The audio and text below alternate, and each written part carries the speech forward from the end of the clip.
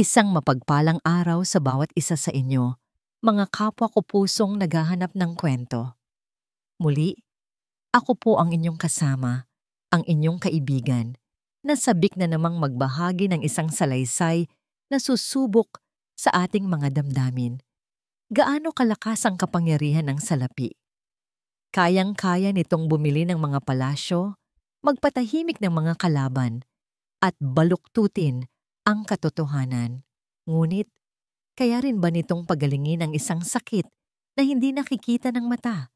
Isang karamdamang nag-uugat sa kasinungalingan at itinatago sa puso? Halina't pakinggan natin ang kwento ni Sinag sa kabanatang pinamagatang Ang Batang Manggagamot at ang Reyna ng Kasinungalingan. Ang unang tunog na gumising kay Sinag Luntian ay hindi ang tilaok ng manok o ang sinag ng araw na tumatagos sa siwang ng kanilang maliit na kubo. Iyon ay ang tunog ng isang ubo, isang tuyo at pilit na ubong, tila kumakaskas sa dibdib ng kanyang lola Hiraya. Mabilis siyang bumangon mula sa kanyang banig. Sa murang edad na 12, kabisado na niya ang bawat tunog na nanggagaling sa kanyang lola. At ang ubong iyon, alam niyang hindi lang basta ubo. Iyon ang tunog ng pagkapagod at ng isang sakit na unti-unting lumalalim. Lola, heto po ang tubig na may dahon ng oregano, malamig niyang sabi. Iniaabot ang isang basong maligamgam. Ngumiti ang matanda, isang matamis ngunit nanghihinang na ngiti. Ang mga guhit sa mukha ni Lola Hiraya ay mga mapa ng karunungan at pagmamahal. Ngunit sa mga sandaling ito, nakikita ni Sinag ang mga bagong guhit ng paghihirap. Salamat, Apo, sabi nito. Ang boses ay bahagyang paos. Huwag mo akong alalahanin. Malakas pa ang lola mo. Ngunit alam ni Sinag ang totoo. Habang tinutulungan niyang uminom ang kanyang lola, ang mga mata niya ay napadpad sa isang sulok ng kanilang kusina. Doon nakatayo ang kanilang tapayan ng bigas. At sa loob niyon, bilang na lang ang mga butil na natitira. Marahil ay sapat na lang para sa hapunan nila ngayong gabi. Bukas, wala na. Ang pakiramdam na yon, ang bigat sa dibdib na dulot ng kawalan, ang nagtulak kay Sinag na gumawa ng isang desisyon. Habang si Lola Hiraya ay nagpapahinga, tahimik siyang naghanda. Kinuha niya ang kanyang maliit na bayong at maingat na inilagay sa loob ang mga pinatuyong dahon, ugat at balat ng kahoy na itinuro sa kanya ng kanyang lola. Bawat isa ay may pangalan, bawat isa ay may kakayahang magpagaling. Ito ang kanilang tanging yaman, ang karunungang minanapa sa kanilang mga ninuno. Ang kanyang destinasyon, ang Hacienda del Sol Oscuro. Ang mansyon na iyon na nakatayo sa tuktok ng isang burol ay parang isang palasyo mula sa ibang mundo. Sabi ng mga taga-baryo halaman, ang may-ari niyon, si Doña Mahalina Valderrama, ay isang milyonaryang nabaldado matapos ang isang malagim na aksidente. Napakayaman daw nito, ngunit hindi kayang bilhin ng pera ang paggaling ng kanyang mga paa. Para kay Sinag, hindi iyon isang kwento ng trahedya. Iyon ay isang pagkakataon. Ang paglalakbay patungo sa hacienda ay isang paglalakbay sa pagitan ng dalawang mundo. Iniwan niya ang maalikabok na daan ng baryo halaman, kung saan ang mga amoy ay pamilyar, amoy ng lupa, ng mga halamang gamot at ng simpleng pamumuhay. Habang papalapit siya, napapalitan ito ng amoy ng mga mamahaling bulaklak mula sa perpektong hardin. Ang tarangkahan ng hacienda ay mas mataas pa sa kanilang kubo, gawa sa itim na bakal na tila mga sibaat na nakaturo sa langit. Hinarang siya ng dalawang gwardiyang nakauniporme. Ang kanilang mga mukha ay walang emosyon. Anong kailangan mo, bata? Tanong ng isa. Ang boses ay may halong pag-aalinlangan. Nandito po ako para kay Doña Mahalina. Magalang na sagot ni Sinag, Itinaas ang kanyang bayong. Isa po akong manggagamot. Kaya ko po siyang tulungan. Nagkatinginan ang dalawang gwardiya at humalakhak. Ang tawa nila ay malupit at mapanghamak. Manggagamot? Ikaw? Umalis ka na dito kung ayaw mong masaktan. Ngunit hindi na tinagsisinag. May determinasyon sa kanyang mga mata na hindi kayang baliin ng pangungutya. Pakiusap po, hindi po ako aalis hanggat hindi ko siya nakakausap. Marahil ay dahil sa kanyang katigasan ng ulo o marahil ay dahil sa pagkabagot, ipinasok din siya. Habang naglalakad siya sa marmol na sahig na mas makintab pa sa salamin, pakiramdam niya ay napakaliit niya. Ang lahat sa loob ay nagkikislapan, mga chandelier na parang mga bituin, mga gintong palamuti, at mga pintura na mas malaki pa sa kanya. At doon, sa gitna ng lahat ng karangyaan, nakaupo si Doña Mahalina Valderrama sa kanyang wheelchair na gawa sa mamahaling kahoy. Nakasuot ito ng isang bestidang seda at ang kanyang mga alahas ay kumikinang sa bawat galaw niya. Maganda siya, isang gandang tila inukit ng isang dalubhasang kamay, ngunit ang kanyang mga mata ay kasing lamig ng yelo. Tinitigan siya ni Mahalina mula ulo hanggang paa. Isang tinging tila sinusuri ang halaga ng bawat hibla ng kanyang damit. Isang ngisi ang sumilay sa mga labi nito. Ito na ba? Ito na ba ang manggagamot na sinasabi ninyo? Isang batang paslit na amoy lupa? Bago pa man makasagot si Sinag, kumuha si Mahalina ng isang makapal na sobre mula sa kanyang tabi at walang awang inihagis ito sa sahig sa paanan ni Sinag. Ang mga perang papel ay nagsilabasan. Heto, sabi ni Mahalina. Ang boses ay puno ng paghamak. Kunin mo yan at bumili ka ng pagkain at matinong damit. Huwag ka nang magpapakita sa akin muli. Ngunit hindi pinulot ni Sinag ang pera. Ang kanyang mga mata ay nakatuon kay Mahalina, hindi sa itsura nito, kundi sa mga maliliit na bagay na hindi nakikita ng iba. Napansin niya kung paano kumuyom ang mga kamay nito sa braso ng wheelchair na may puwersa, isang puwersang hindi akma sa isang taong mahina. Nakita niya ang bahagyang paggalaw ng kanang paa nito nang may isang katulong na aksidenteng nakabagsak ng isang platito sa malayo. At higit sa lahat, nakita niya ang isang bagay sa likod ng malamig na mga matang iyon. Hindi kalungkutan, kundi takot. Isang malalim at nakatagong takot. Dahan-dahang umiling si Sinag. Hindi ko po kailangan ng pera ninyo, sabi niya sa isang boses na malinaw at matatag. Nandito po ako para sabihin sa inyo ang katotohanan. At ano ang katotohanan yon, bata? Sarkastikong tanong ni Mahalina. Huminga ng malalim si Sinag bago binitawan ang mga salitang magiging mitya ng lahat. Ang sakit ninyo po ay wala sa inyong mga buto. Nasa loob po, sa kaluluwa. Isang nakabibinging katahimikan ang bumalot sa silid. Ang nanggisi sa mukha ni Mahalina ay biglang naglaho, na para bang isang maskarang biglang hinubad. Napalitan ito ng isang ekspresyong hindi pa nakikita ni Sinag kailanman. Isang halo ng purong gulat, na mabilis na naging purong galit. Ang lamig sa kanyang mga mata ay naging isang nagbabagang apoy. Palabasin ang batang iyan, sigaw niya. Ang boses ay naging matinis at puno ng kamandag. Palabasin siya ngayon din. Mabilis na kumilos ang mga gwardya.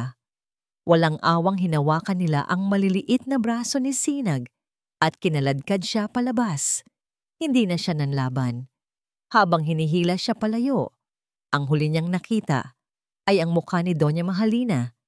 Isang mukhang balisa, puno ng pagkasuklam at higit sa lahat, takot. Nang maihagis siya palabas ng tarangkahan, bumagsak si Sinag sa maalikabok na lupa. Ang kanyang bayong ay tumapon at ang mga halamang gamot ay kumalat. Ngunit hindi iyon ang masakit. Ang masakit ay ang kabiguan. Sa loob ng mansyon, Pinapanood ni Doña Mahalina mula sa bintana ang papalayong anyo ni Sinag.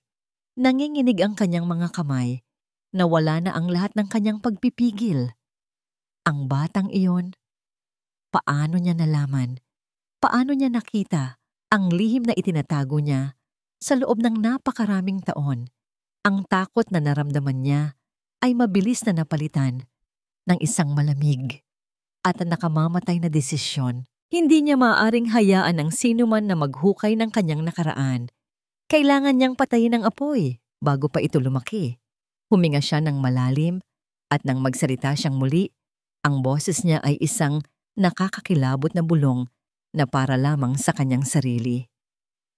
Papatayin kita, bata ka. Ang katahimikan sa loob ng Hacienda del Sol Oscuro ay isang katahimikang nakabibingi. Mas maingay pa ito kaysa sa sigaw ng galit ni Doña Mahalina kanina. Bawat sulok ng marangyang sala ay tila nangungusap. Bawat anino ay tila nagiging isang saksi sa maskarang unti-unting nabibitak. Nakatitig pa rin si Mahalina sa bintana. Matagal nang nawala ang anyo ng batang si Sinag. Ngunit ang mga salita nito ay nanatiling nakatatak sa kanyang isipan, umuulit-ulit na parang isang sirang plaka. Ang sakit ninyo po ay wala sa inyong mga buto. Nasa loob po. Sa kaluluwa. Kaluluwa. Isang salitang matagal na niyang ibinaon at kinalimutan. Isang salitang nagpabalik sa kanya sa isang silid na amoy gamot at papalapit na kamatayan. Nagsimulang manginig ang kanyang mga kamay. Ang pagkuyom niya sa braso ng wheelchair ay mas humigpit. Peste! Isang hamak na bata mula sa kung saang lupalop. Paanong nagawa nitong makita ang multong itinatago niya sa likod ng kanyang mga mata? Ang galit na kanyang naramdaman ay isang bulkan na biglang sumabog. Sa isang malakas na sigaw na puno ng pagkasuklam, itinulak niya ang isang maliit na mesang kristal sa kanyang tabi. Ang mamahaling florera na gawa pa sa Italia ay lumipad sa hangin bago bumagsak sa sahig na marmol, sumabog sa libu-libong piraso. Ang tunog ng nabasag na kristal ay umalingaw-ngaw sa buong mansyon, kasing tinis ng kanyang pagtitimpi na ngayon ay tuluyan ng nawasak. Hingal na hingal siya, ang dibdib ay tumataas baba. Ang mga katulong ay nagmamadaling lumapit, ngunit natigilan ng makita ang nag-aapoy na galit sa mga mata ng kanilang amo. Isang senyas lang mula sa kamay ni Mahalina at mabilis silang umatras, nanginginig sa takot.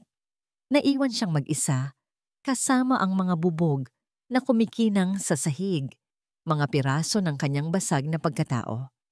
At sa katahimikang yon, bumalik ang anino ng nakaraan. Bigla, wala na siya sa kanyang marangyang sala. Nasa loob siya ng isang madilim na silid tulugan, kung saan ang tanging ilaw ay mula sa isang maliit na lampara sa tabi ng kama. Ang hangin ay mabigat, puno ng amoy ng sakit. Nakahiga sa kama ang kanyang asawa, si Don Ricardo Valderrama, isang lalaking dati malakas at puno ng buhay. Ngunit ngayoy, anino na lamang ng kanyang dating sarili. Ang kanyang paghinga ay mababaw at ang kanyang balat ay maputla. Hawak ni Mahalina ang isang maliit na tasang porselana, naglalaman ng isang maitim at malapot na likido. Isang gamot na pampalakas, ang sabi niya rito. Isang halamang gamot na sabi niya'y magpapabalik ng kulay sa mga pisngi nito. Ano ito? Mahal ko? Tanong ni Ricardo. Ang boses ay halos pabulong na lang. Sinubukan nitong ngumiti, ngunit kahit iyon ay nangangailangan ng napakalaking lakas. Isang ngiti ang sumilaway sa mga labi ni Mahalina, isang ngiting matamis, puno ng pag-aalala, at perpektong-perpekto sa pagkukunwari. Hinaplos niya ang noo ng asawa. Para sa iyo ito, mahal. Inumin mo para mabilis kang lumakas. Malambing niyang sabi, habang dahan-dahang itinatapat ang kutsara sa mga labi nito. Bawat patak na pumapasok sa bibig ni Ricardo ay isang hakbang papalapit sa kanyang plano. Bawat pag-ubo nito ay musika sa kanyang pandinig. Ang lason ay mabagal, tuso, at walang bakas. Gaya niya, walang sino mang doktor ang makatutukoy nito. Ito'y magmumukhang isang natural na pagkamatay mula sa isang misteryosong karamdaman. Napapikit si Mahalina. Itinaboy ang alaala.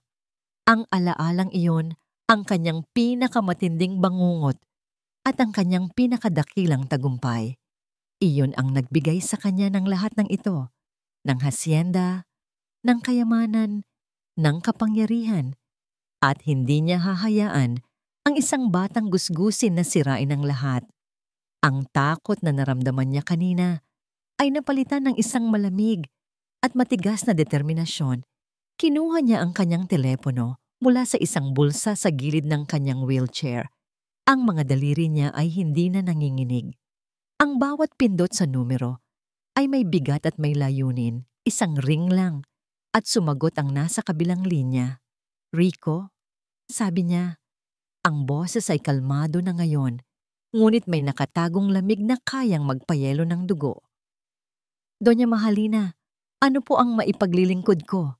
Sagot ng isang magaspang na boses.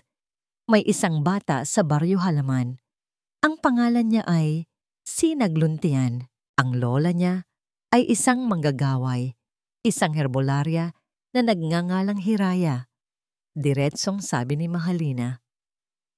"Gusto kong malaman mo ang lahat tungkol sa kanila, ang bawat kahinaan, ang bawat sikreto." "Masusunod po, Donya," sagot ni Rico. "Mayroon po bang espesyal na instruksyon?" Natahimik si Mahalina sandali. Tinitimbang ang kanyang mga salita. Ang pagpapatakot ay hindi sapat. Ang batang yon ay masyadong matapang. Kailangan niya ng isang bagay na wawasak sa kanila. Isang bagay na magpapatahimik sa kanila magpakailanman. "Hindi sapat na takutin mo lang sila, Rico," sabi niya. Ang boses ay bumaba sa isang mapanganib na bulong. "Gusto kong sirain mo sila. Ang kanilang pangalan, ang kanilang kabuhayan, ang kanilang espiritu.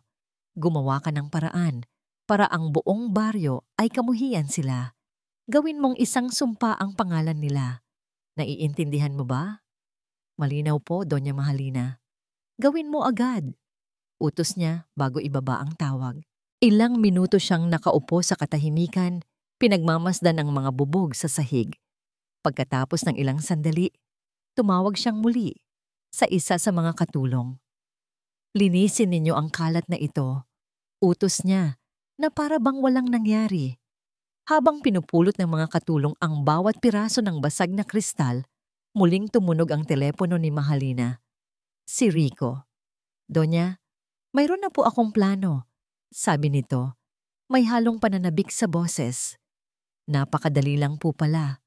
Ang lola ng bata, nagbebenta ng mga halamang gamot. Iyon din mismo ang gagamitin natin laban sa kanya. Isang dahan-dahan at masamang nangiti ang sumilay sa mga labi ni Doña Mahalina. Perpekto. Gagamitin nila ang pinagkukunan ng lakas ng matanda upang maging sanhi ng pagbagsak nito.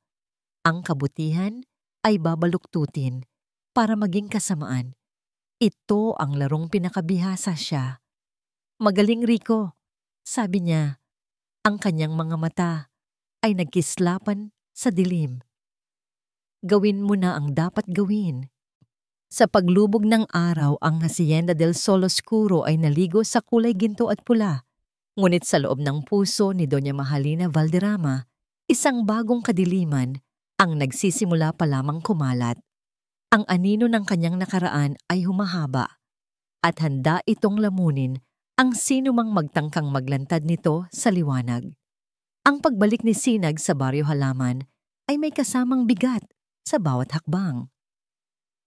Ang bawat yapak sa maalikabok na lupa ay tila isang paalala ng kanyang kabiguan. Walang pera, walang pagkain. Ang tanging dala niya pauwi ay ang alaala ng isang mukhang puno ng pagkasuklam at ang banta na nakatago sa likod nito. Hindi niya ikinuwento kay Lola Hiraya ang buong detalye. Hindi niya sinabi ang tungkol sa perang inihagis sa kanya o ang malamig na galit sa mga mata ni Doña Mahalina. Sinabi lang niyang hindi pumayag ang Doña. Ayaw niyang dagdagan pa ang bigat na pinapasan ng kanyang lola. Ngunit sa kanilang hapunan, isang maliit na mangkok ng lugaw na may ilang dahon ng malunggay. Alam niyang hindi niya maitatago ang katotohanan magpakailanman. Kinabukasan, sinubukan ni Sinag na ibalik ang lahat sa normal. Gumising siya ng maaga, nag-igib ng tubig at naghanda ng salabat para sa kanyang lola. Ang pamilyar na amoy ng luya at ang init ng araw na dahan-dahang sumisilip ay nagbigay sa kanya ng panandaliang kapayapaan. Marahil, naisip niya, ay tapos na ang lahat. Marahil ay isa lang iyong masamang panaginip.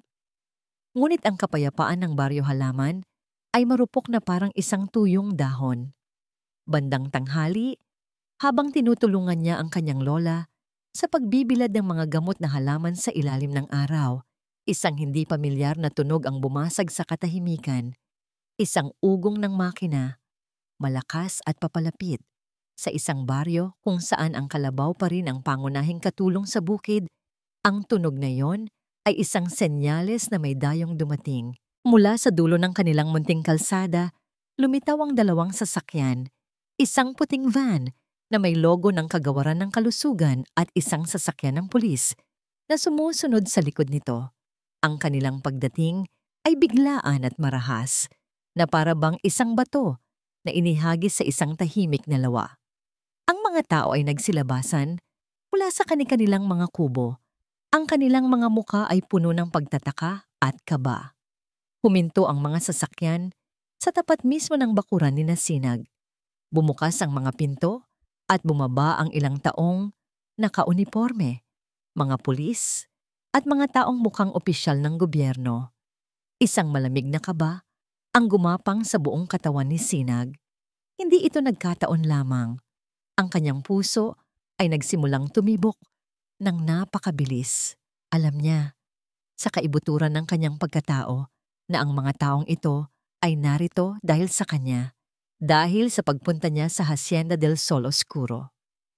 "Magandang araw po," sabi ng isang lalaking nasa katanghalang gulang na may dalang papeles. "Hinahanap po namin si Hiraya Luntian." Si Lola Hiraya, na may pagtataka ngunit walang takot sa kanyang mukha, ay humakbang pasulong. "Ako nga po. Ano po ang maitutulong ko sa inyo?" "Mayroon po kaming natanggap na isang reklamo," sabi ng lalaki. Ang kanyang boses ay formal at walang emosyon. Isang anonymous tip na kayo raw po ay nagbebenta ng mga halamang gamot na nakalalason. Ang salitang nakalalason ay bumagsak na parang bomba sa gitna ng nagkukumpulang mga tao. Nagsimula ang bulungan. Ang mga matang dati puno ng paggalang para kay Lola Hiraya ay napalitan ng pagdududa. "Imposible po iyan," mahinahong sagot ni Lola Hiraya. "Ang mga halamang ito ay gamit na ng aming mga ninuno sa loob ng daan-daang taon para magpagaling, hindi para manakit." "Ganoon po ba?" sabi ng opisyal at lumingon siya sa mga tao. "Mayroon ba ritong makapagpapatunay na nakaranas ng masama mula sa mga gamot ni Aling Hiraya?" Isang nakabibinging katahimikan. At pagkatapos, isang boses ang bumasag dito. "Ako po." Lahat ay napalingon. Mula sa karamihan, lumabas si Aling Nita, isang kapitbahay na ilang linggo lang ang nakalipas ay tinulungan ni Lola Hiraya na pagalingin ang lagnat ng anak. May hawak siyang isang maliit na supot ng mga pinatuyong dahon. Itong gamot na ito," sabi ni Aling Nita, hindi makatingin ng diretso sa mata ni Lola Hiraya. "Matapos itong inumin ng anak ko, lalo siyang nanghina at nagsuka." "Nita?"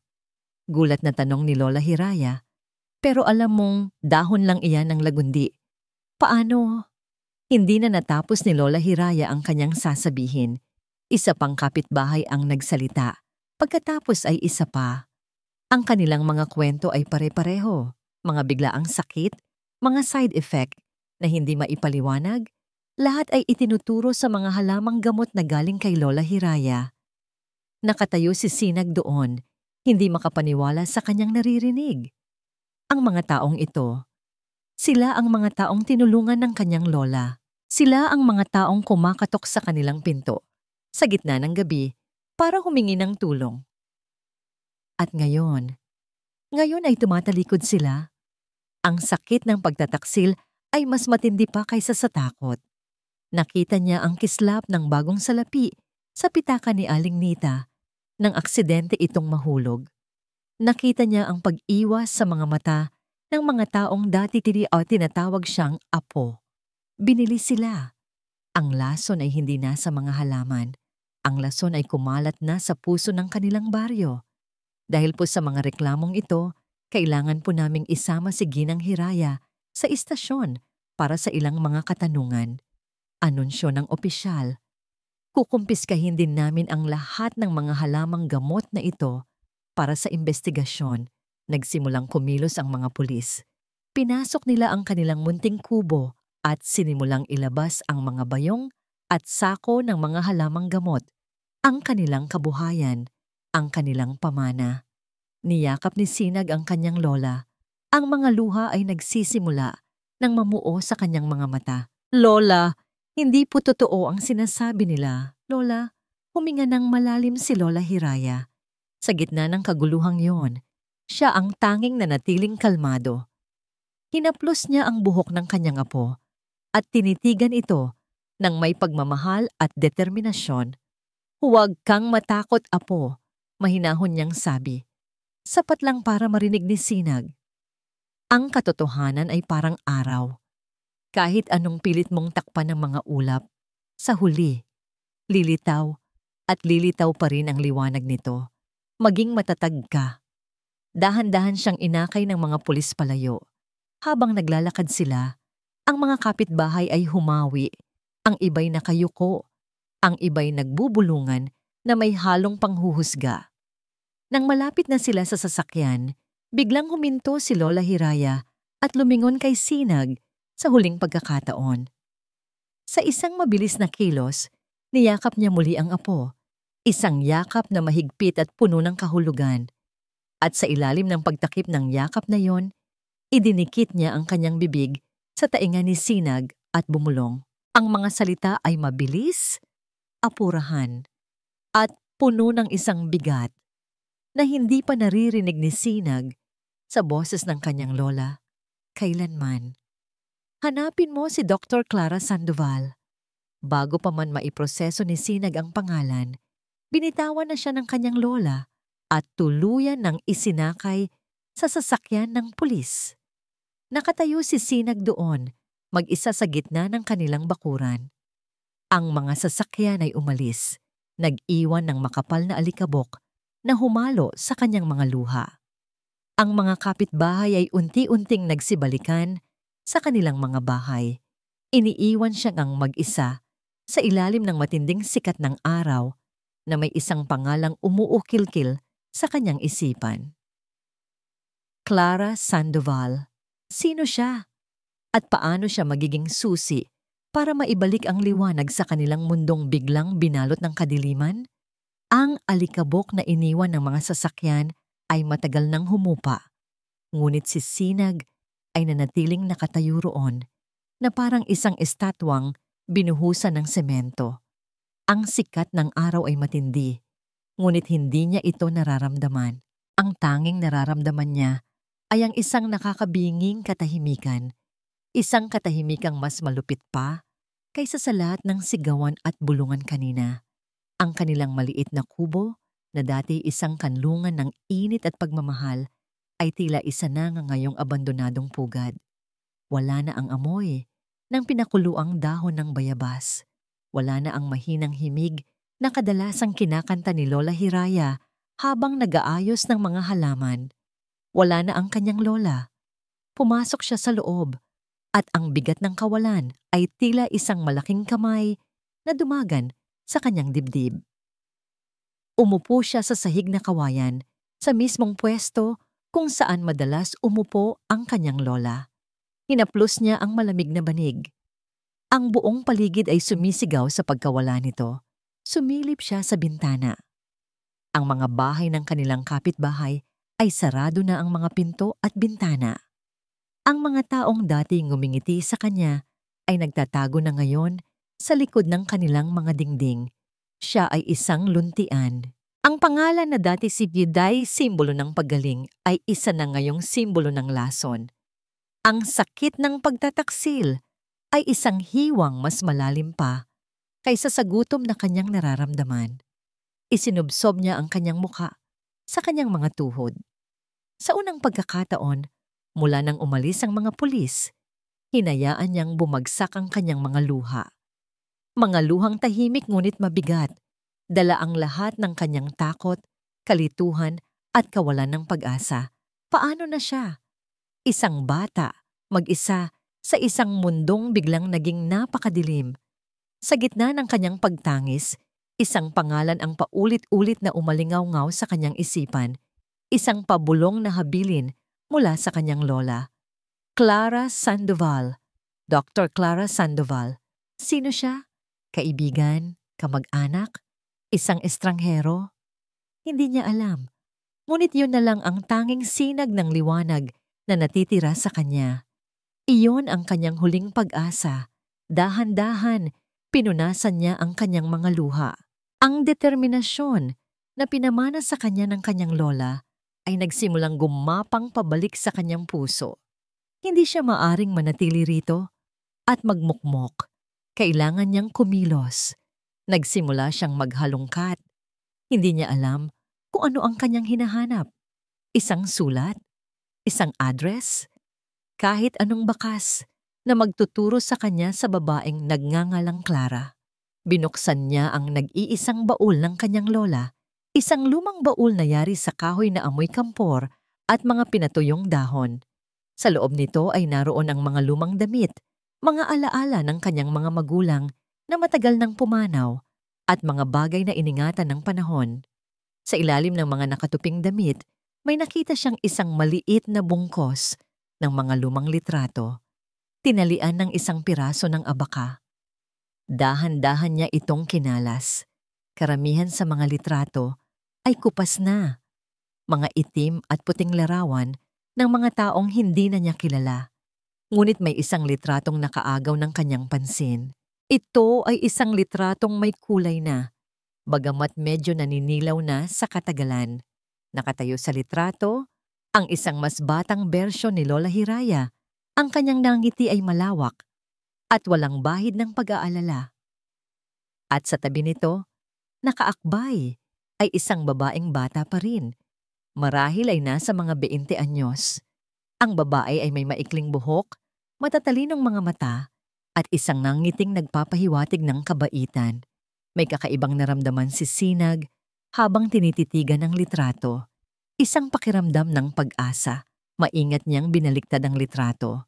At doon, nakasulat sa isang kupas na asul na tinta, sa sulatang pamilyar sa kanya, ay 2 salita. Para kay Hiraya, mula sa iyong kaibigang si Clara.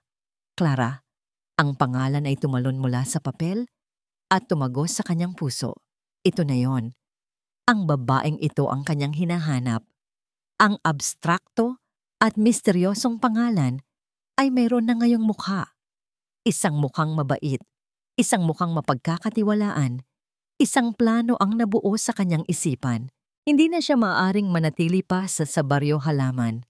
Ang lugar na ito ay wala nang maibibigay sa kanya, kundi masasakit na alaala at mga mapanghusgang tingin.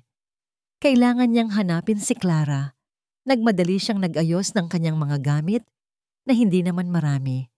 Inilagay niya sa isang maliit na supot ang natitirang kaning lamig na binalot sa dahon ng saging, isang bote ng tubig, at ang pinakamahalaga sa lahat, ang litrato. Maingat niya itong itinupi at itinago sa kanyang bulsa na parang isang anting-anting na magbibigay sa kanya ng proteksyon. Sa huling pagkakataon, nilibot niya ng tingin ang kanilang kubo. Ipinikit niya ang kanyang mga mata at sinariwa ang alaala ng kanyang lola.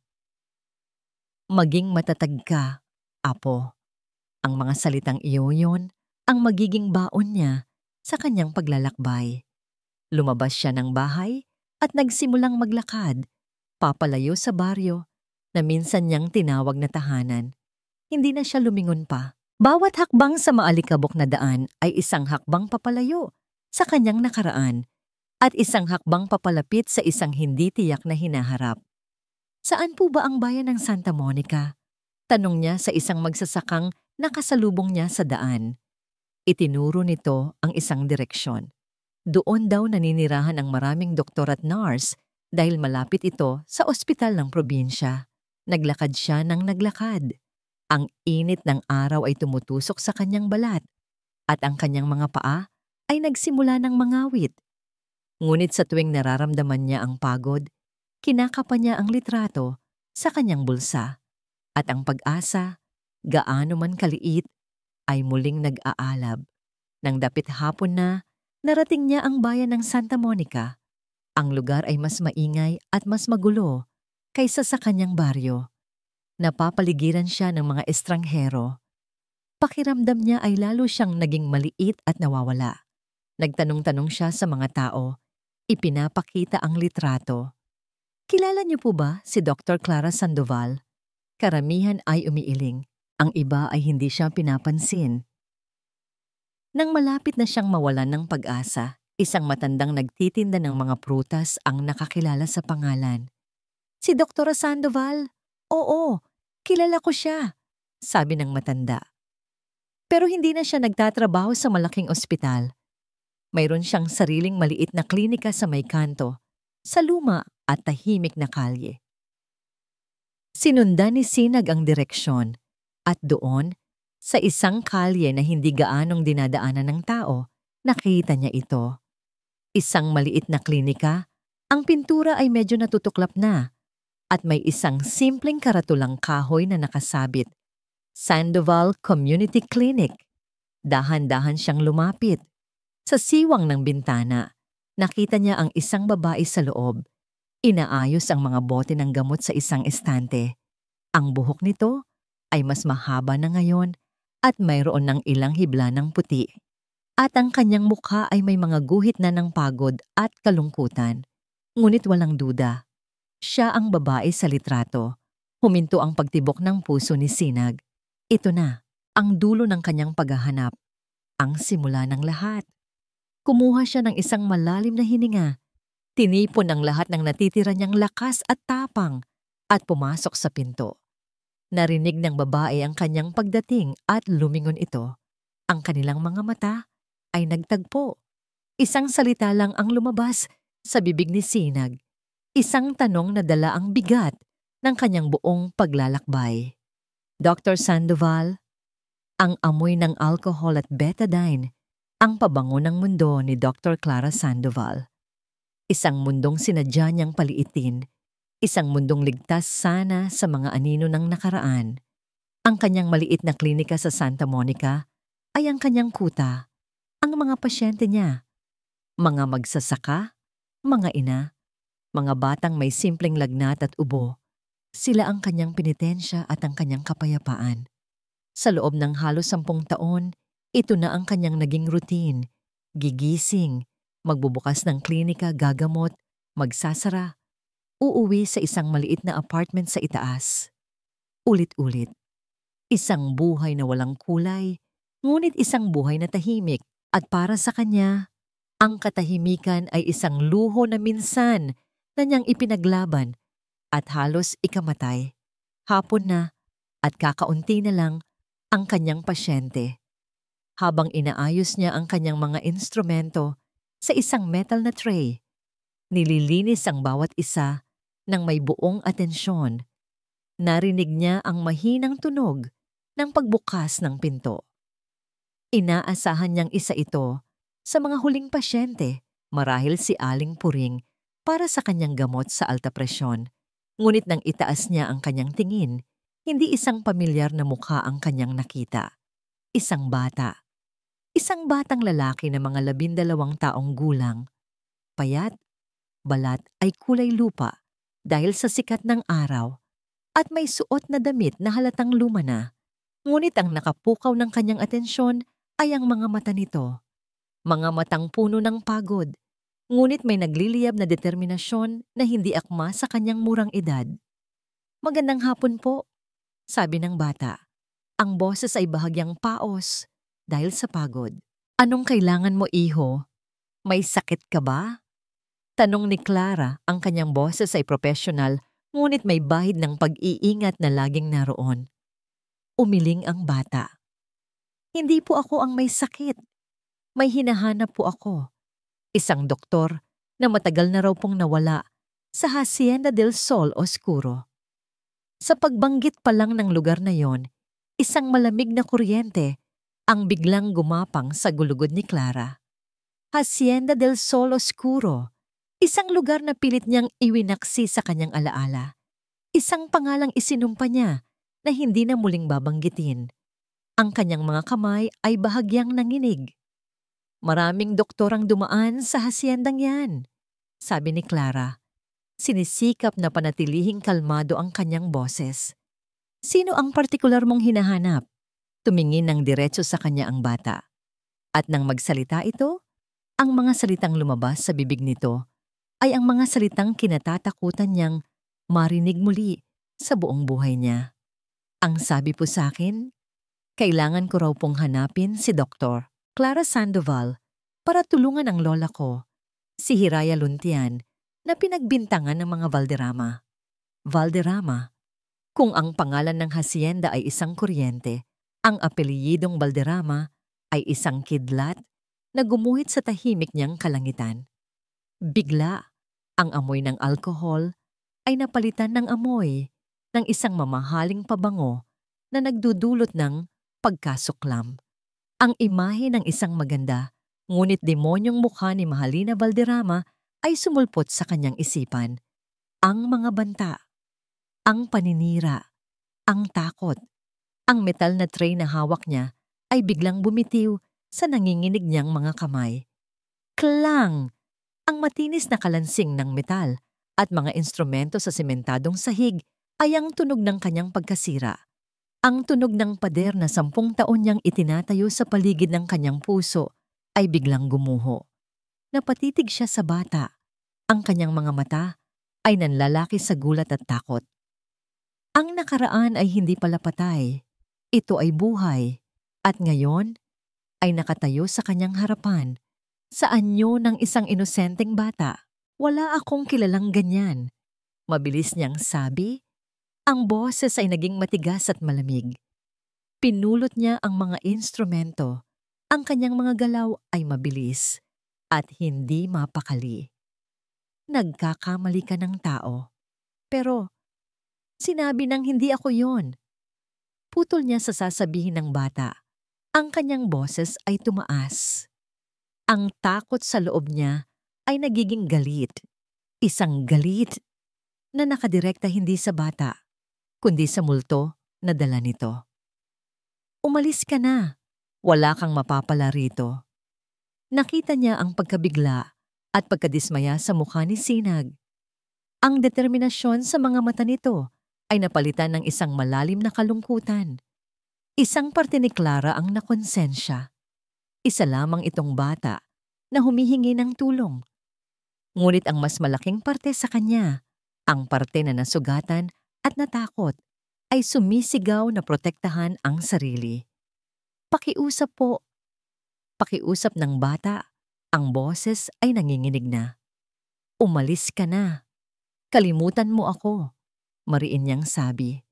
Bawat salita ay isang pader na itinatayo niya sa pagitan nila. Itinalikod niya ito, isang malinaw na senyales na tapos na ang kanilang usapan. Narinig niya ang mabibigat na paghinga ng bata sa kanyang likuran. Ang tunog ng isang pusong nawawalan ng pag-asa. Pagkatapos ng ilang sandaling katahimikan, narinig niya ang mababagal na mga yapak nito, papalayo, papalabas ng pinto. Isang buntong hininga ng ginhawa ang pinakawalan ni Clara. Tapos na. Ligtas na siya. Umalis na ang multo. Ngunit habang papalabas ng pinto ang bata, sa huling sulyap, Isang bagay ang pumukaw sa kanyang paningin. Isang bagay sa pulsuhan ng bata. Ito ay isang pulseras. Ngunit hindi ordinaryong pulseras. Ito ay isang pamilyar na likaw ng mga halamang gamot, mga tuyong dahon ng oregano, maliliit na sanga ng romero, at isang piraso ng ugat ng luya. Lahat ay maingat na itinali gamit ang sinulid na abaka. Isang pulseras na hindi lang palamuti, kundi isang proteksyon. Isang gawang kamay na tanda ng isang tunay na herbolarya. Isang alaala ang biglang bumalik sa kanya. Isang alaala mula sa isang panahong mas simple at mas masaya. Isang alaala ng isang mabait na matandang babae sa isang hardin na puno ng mga halaman na gumagawa ng eksaktong ganoong pulseras para sa kanya bilang pasasalamat sa paggamot niya sa ubo nito. Isang babaeng nagngangalang Hiraya. Ang alaala ni Hiraya Luntian, ang kanyang kabaitan, ang kanyang karunungan, ang kanyang mainit na ngiti, ay biglang sumalungat sa malamig at nakamamatay na alaala ni Mahalina Valderrama. Ang takot sa puso ni Clara ay hindi nawala. Ngunit sa tabi nito, isang bagong damdamin ang biglang umusbong. Isang damdamin ng utang na loob, ng katarungan. Hindi pa tuluyang nakakalabas ng pinto ang bata. Ang kanyang mga balikat ay nakakrus, talunan. Sandali, bata. Ang mga salita ay lumabas sa bibig ni Clara bago pa man niya ito mapigilan. Huminto ang bata sa paglalakad ngunit hindi lumingon. Tinipon ni Clara ang kanyang lakas ng loob. Ang kanyang boses ay nanginginig pa rin ngunit wala na ang lamig. Napalitan ito ng isang kislap ng pag-aalinlangan at pag-usisa. Ano ang pangalan ng lola mo? Dahan-dahang lumingon si Sinag. Ang bigat ng kanyang pagod at pagkabigo ay panandaliang nawala, napalitan ng isang kislap ng pag-asa. Ang babaeng ito, na ilang sandali lang ang nakalipas ay handa na siyang itaboy, ay biglang nagbago. Ang lamig sa boses nito ay nawala. At ang tanong nito ay hindi na tunog ng pagtanggi, kundi ng isang bagay na mas malalim, isang alaala. Ang lola ko po, sabi ni Sinag, ang kanyang boses ay malinaw na ngayon, ay si Hiraya Luntian. Sa pagkarinig ng buong pangalan, napapikit si Dr. Clara Sandoval. Isang pangalan na hindi niya narinig sa loob ng 10 taon, ngunit isang pangalan na hindi niya kailanman nalilimutan. Ang pangalan ng isang babaeng nagpakita sa kanya ng kabaitan sa isang mundong puno ng kasinungalingan. Nagkaroon ng isang mahabang katahimikan. Tinitimbang ni Clara ang lahat sa kanyang isipan, ang 10 taon ng pinaghirapang kapayapaan laban sa isang utang na loob na matagal na niyang kinalimutan. Ang takot na nagpaparalisa sa kanya laban sa sigaw ng katarungan sa loob ng kanyang puso. Sa wakas, gumawa siya ng desisyon, isang desisyong babago sa lahat. Mabilis niyang sinilip ang labas ng klinika, tinitiyak na walang ibang tao sa paligid. Pagkatapos ay isinara niya ang pinto at, sa pagkabigla ni Sinag, ikinabit ang trangka. Ang tunog ng paglock ay may bigat. Isang senyales na ang anumang pag-uusapan nila ay hindi na maaaring balikan pa. Halika, umupo ka, sabi niya. Ang boses ay mas malumanay na ngayon. Gutom ka na, hindi ba? At pagod. Hindi na hinintay ni Clara ang sagot. Kumuha siya ng isang plato, nilagyan ito ng kanin at natirang ulam mula sa kanyang tanghalian at isang basong tubig. Walang imik na inabot niya ito kay Sinag. Sa mga sandaling iyon, hindi siya ang takot na si Clara. Siya ang doktor na laging nakikita ang pangangailangan ng iba. Habang si Sinag ay kumakain ng may pananabik, umupo si Clara sa tapat niya. Ang kanyang mga kamay ay nakapatong sa mesa at ang kanyang mga mata ay nakatitig sa kawalan na para bang binubuklat ang mga pahina ng kanyang nakaraan. Matagal ko ng kaibigan ang lola mo. Panimula niya, ang boses ay mahina. Bago pa mangyari, Ang lahat. Siya ang nag-iisang tao sa paligid ng hasyenda na totoo. Ang lahat ng iba pa ay nakasuot ng maskara. Tumingala si Sinag mula sa kanyang pagkain, nakikinig ng may buong atensyon. Ako ang family doctor ng mga Valderrama noon, pagpapatuloy ni Clara. Bata pa ako, puno ng pangarap. Ipinagmamalaki ko na ako ang napili para alagaan ang isang napakayamang pamilya, lalo na si Don Ricardo, ang asawa ni Mahalina. Mabuting tao si Don Ricardo, magalang, mapagbigay, at tunay na nagmamahal sa kanyang asawa. Huminto siya sandali. Isang anino ng kalungkutan ang dumaan sa kanyang mukha. Hanggang sa isang araw nagsimula siyang magkasakit. Isang misteryosong sakit. Walang lagnat, walang impeksyon. Unti-unti lang siyang nanghihina. Ang kanyang lakas ay tila hinihigop palabas ng kanyang katawan. Walang makita ang mga laboratory test. Walang mahanap ang mga espesyalista. Lahat kami ay nalilito. Nakinig lang si Sinag.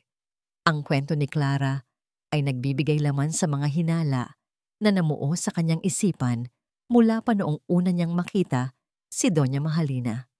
Sa gitna ng lahat ng yon, sabi ni Clara, ang kanyang boses ay bumaba sa isang bulong.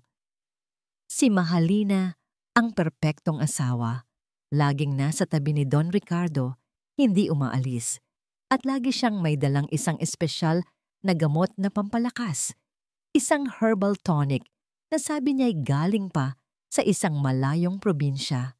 Sabi niya, iyon daw ang magpapagaling sa kanyang asawa. Isang malamig na kaba ang naramdaman ni Sinag.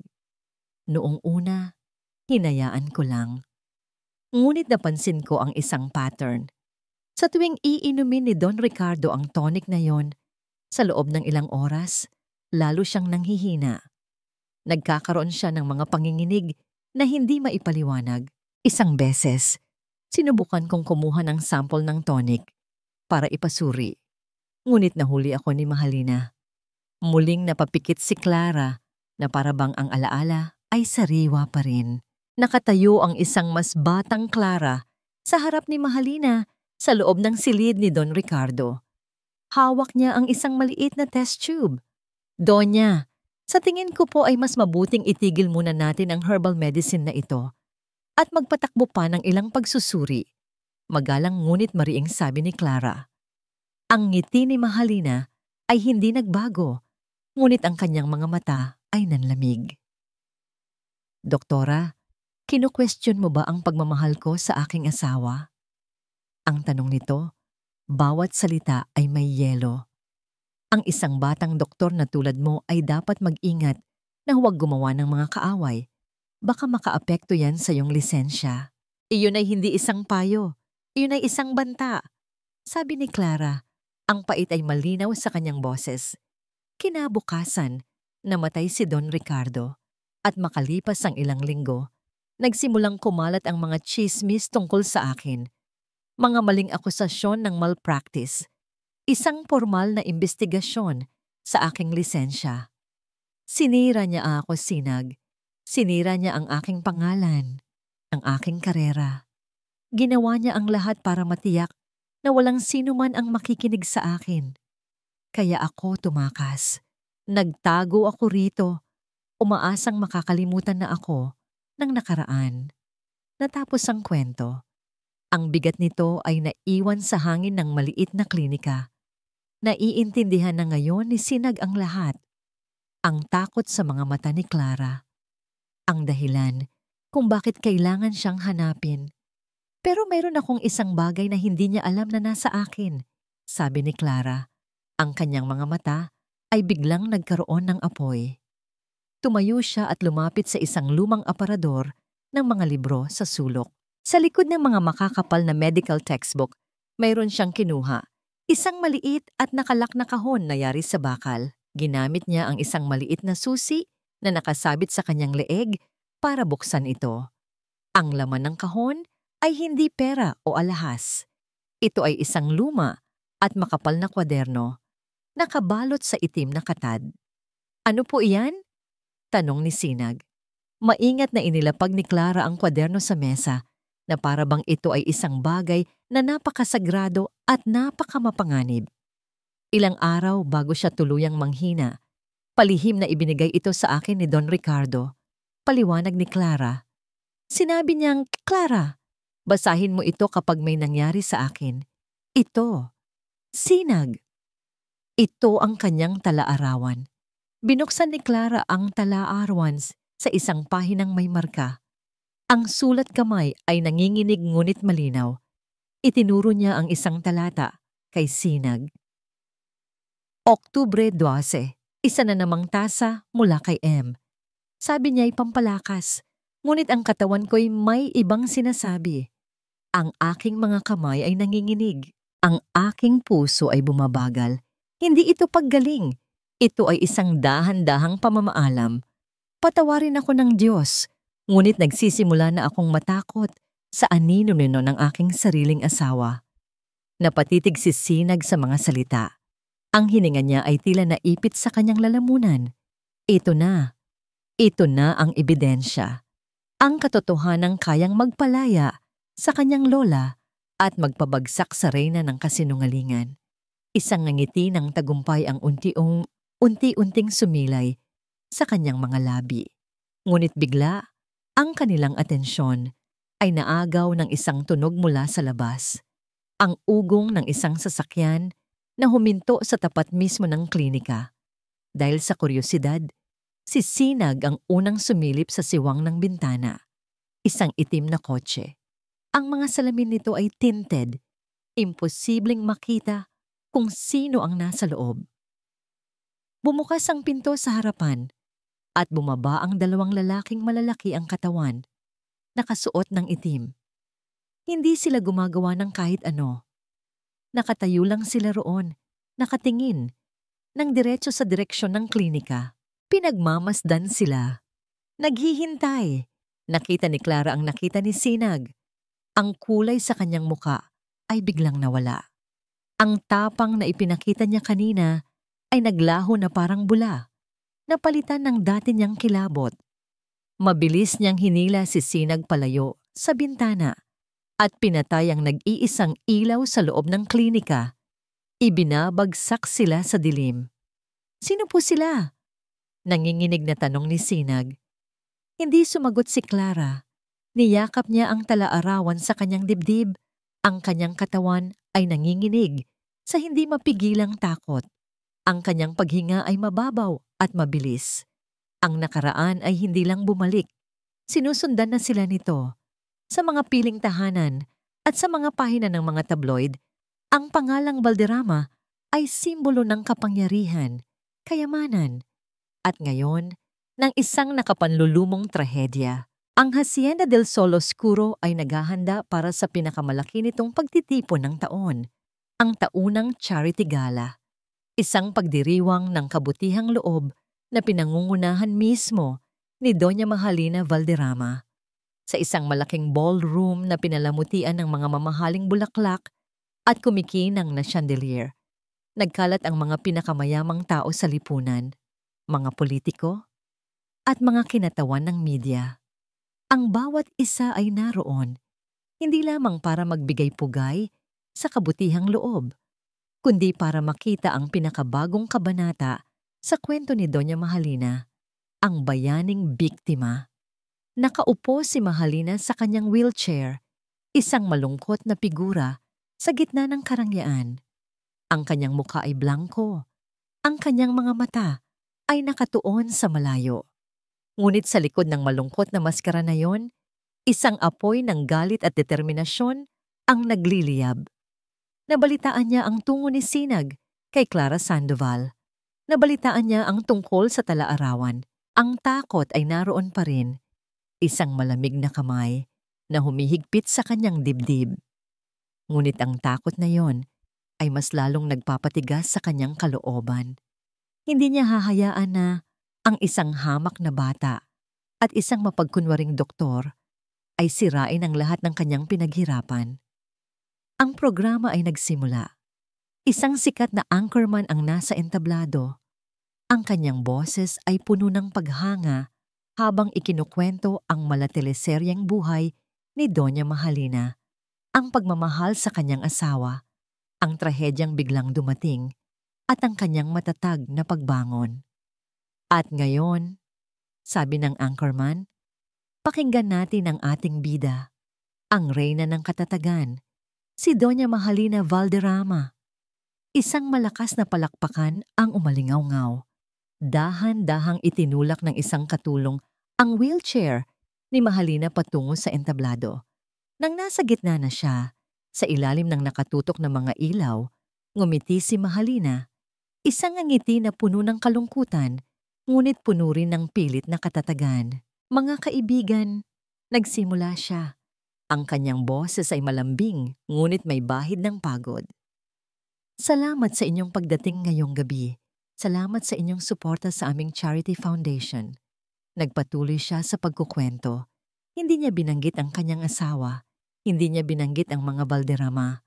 Ang focus niya ay nasa kanyang paglalakbay. Bilang isang babaeng nawalan ng lahat. Isang babaeng lumalaban sa kapalaran. May mga masasakit na pagsubok ang dumating sa aking buhay. Sabi niya, ang kanyang boses ay bahagyang nanginginig na para bang sa bigat ng emosyon.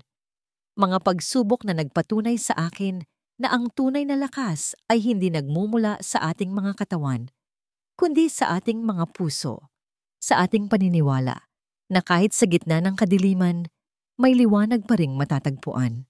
Sa isang iglap, ang buong bulwagan ay tahimik, nakikinig sa bawat salita niya. Ang mga kamera ay nakatutok sa kanya. Ang bawat mikropono ay handang kunin ang kanyang bawat salita. Perpekto ang kanyang palabas. Ngunit sa isang tahimik na sulok ng bulwagan, nakaupo si Sinag at Dr. Clara Sandoval, nakasuot ng simpleng uniforme ng mga staff. Ang kanilang mga muka ay walang ekspresyon, ngunit ang kanilang mga mata ay matalas na nakatutok kay Mahalina. Naramdaman ni Mahalina ang kanilang presensya. Nararamdaman niya ang kanilang mga mata na nakatitig sa kanya. Sa kabila ng kanyang pag-arte, hindi niya maitago ang bahagyang pagkabalisa. Alam niya na sila ang may hawak ng mapanganib na lihim, ang tala-arawan, ang katotohanan. Ngumiti siya ng bahagya. Isang ngiting alam niyang hindi makikita ng karamihan. Isang ngiting puno ng hamon. Ngunit may mga tao rin sa ating lipunan. Pagpapatuloy niya, ang kanyang boses ay nagbago ng tono, nagiging mas matatag, na handang gamitin ang iyong kahinaan laban sa iyo. Mga taong nagkukubli sa likod ng mga pekeng kabutihan, handang manira ng pangalan para lamang sa kanilang sariling pakinabang. Nagtatakang nagtinginan ang mga tao sa paligid. Sino ang tinutukoy ni Mahalina? May mga taong nagpapanggap na manggagamot. Sabi niya, ang kanyang mga mata ay kumikislap ng bahagya habang tinitingnan ang direksyon kung nasaan sinasinag. Mga taong nagsasabing kaya nilang magpagaling, ngunit ang dala lamang nila ay kapahamakan. Mga taong sa kanilang kasakiman ay handang manlinlang at manirang puri ng mga inosenteng tao. Naramdaman ni Sinag ang malamig na pawis na tumutulo sa kanyang sentido. Alam niya na siya ang tinutukoy.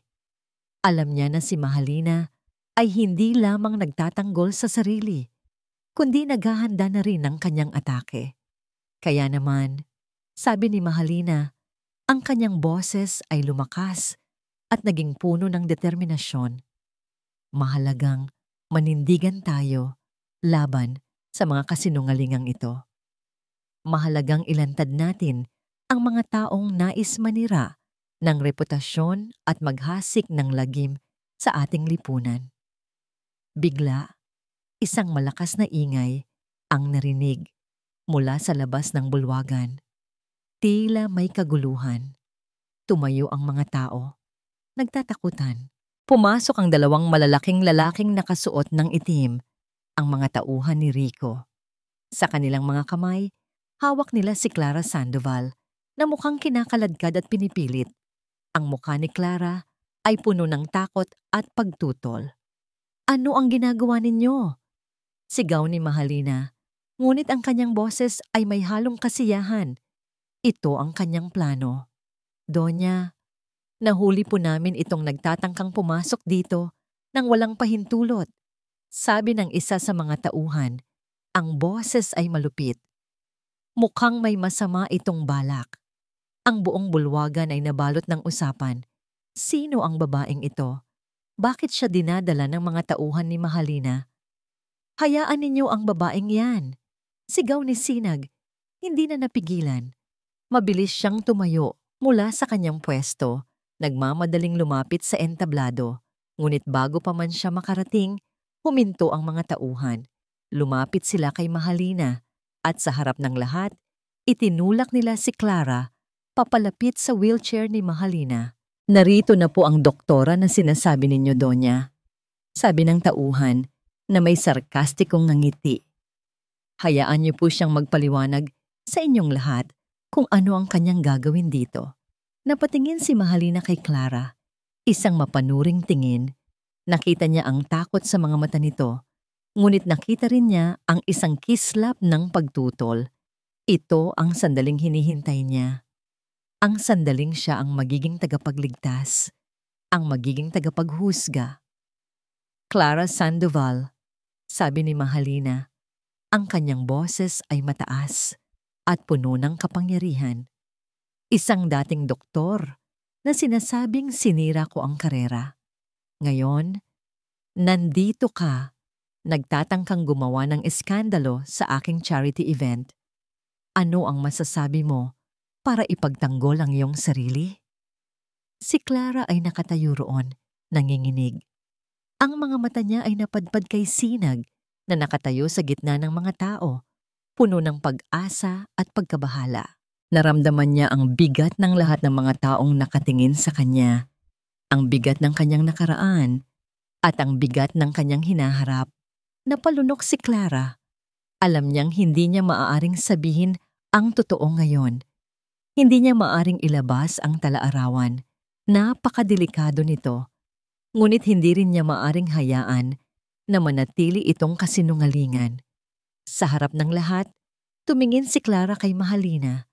Ang kanyang boses ay mahina sa simula, ngunit lumakas ito habang nagsasalita. Donya Mahalina, sabi niya, tama po kayo. Nais kong magpaliwanag, ngunit hindi dito, hindi sa paraang ito. Nagtaka ang mga tao.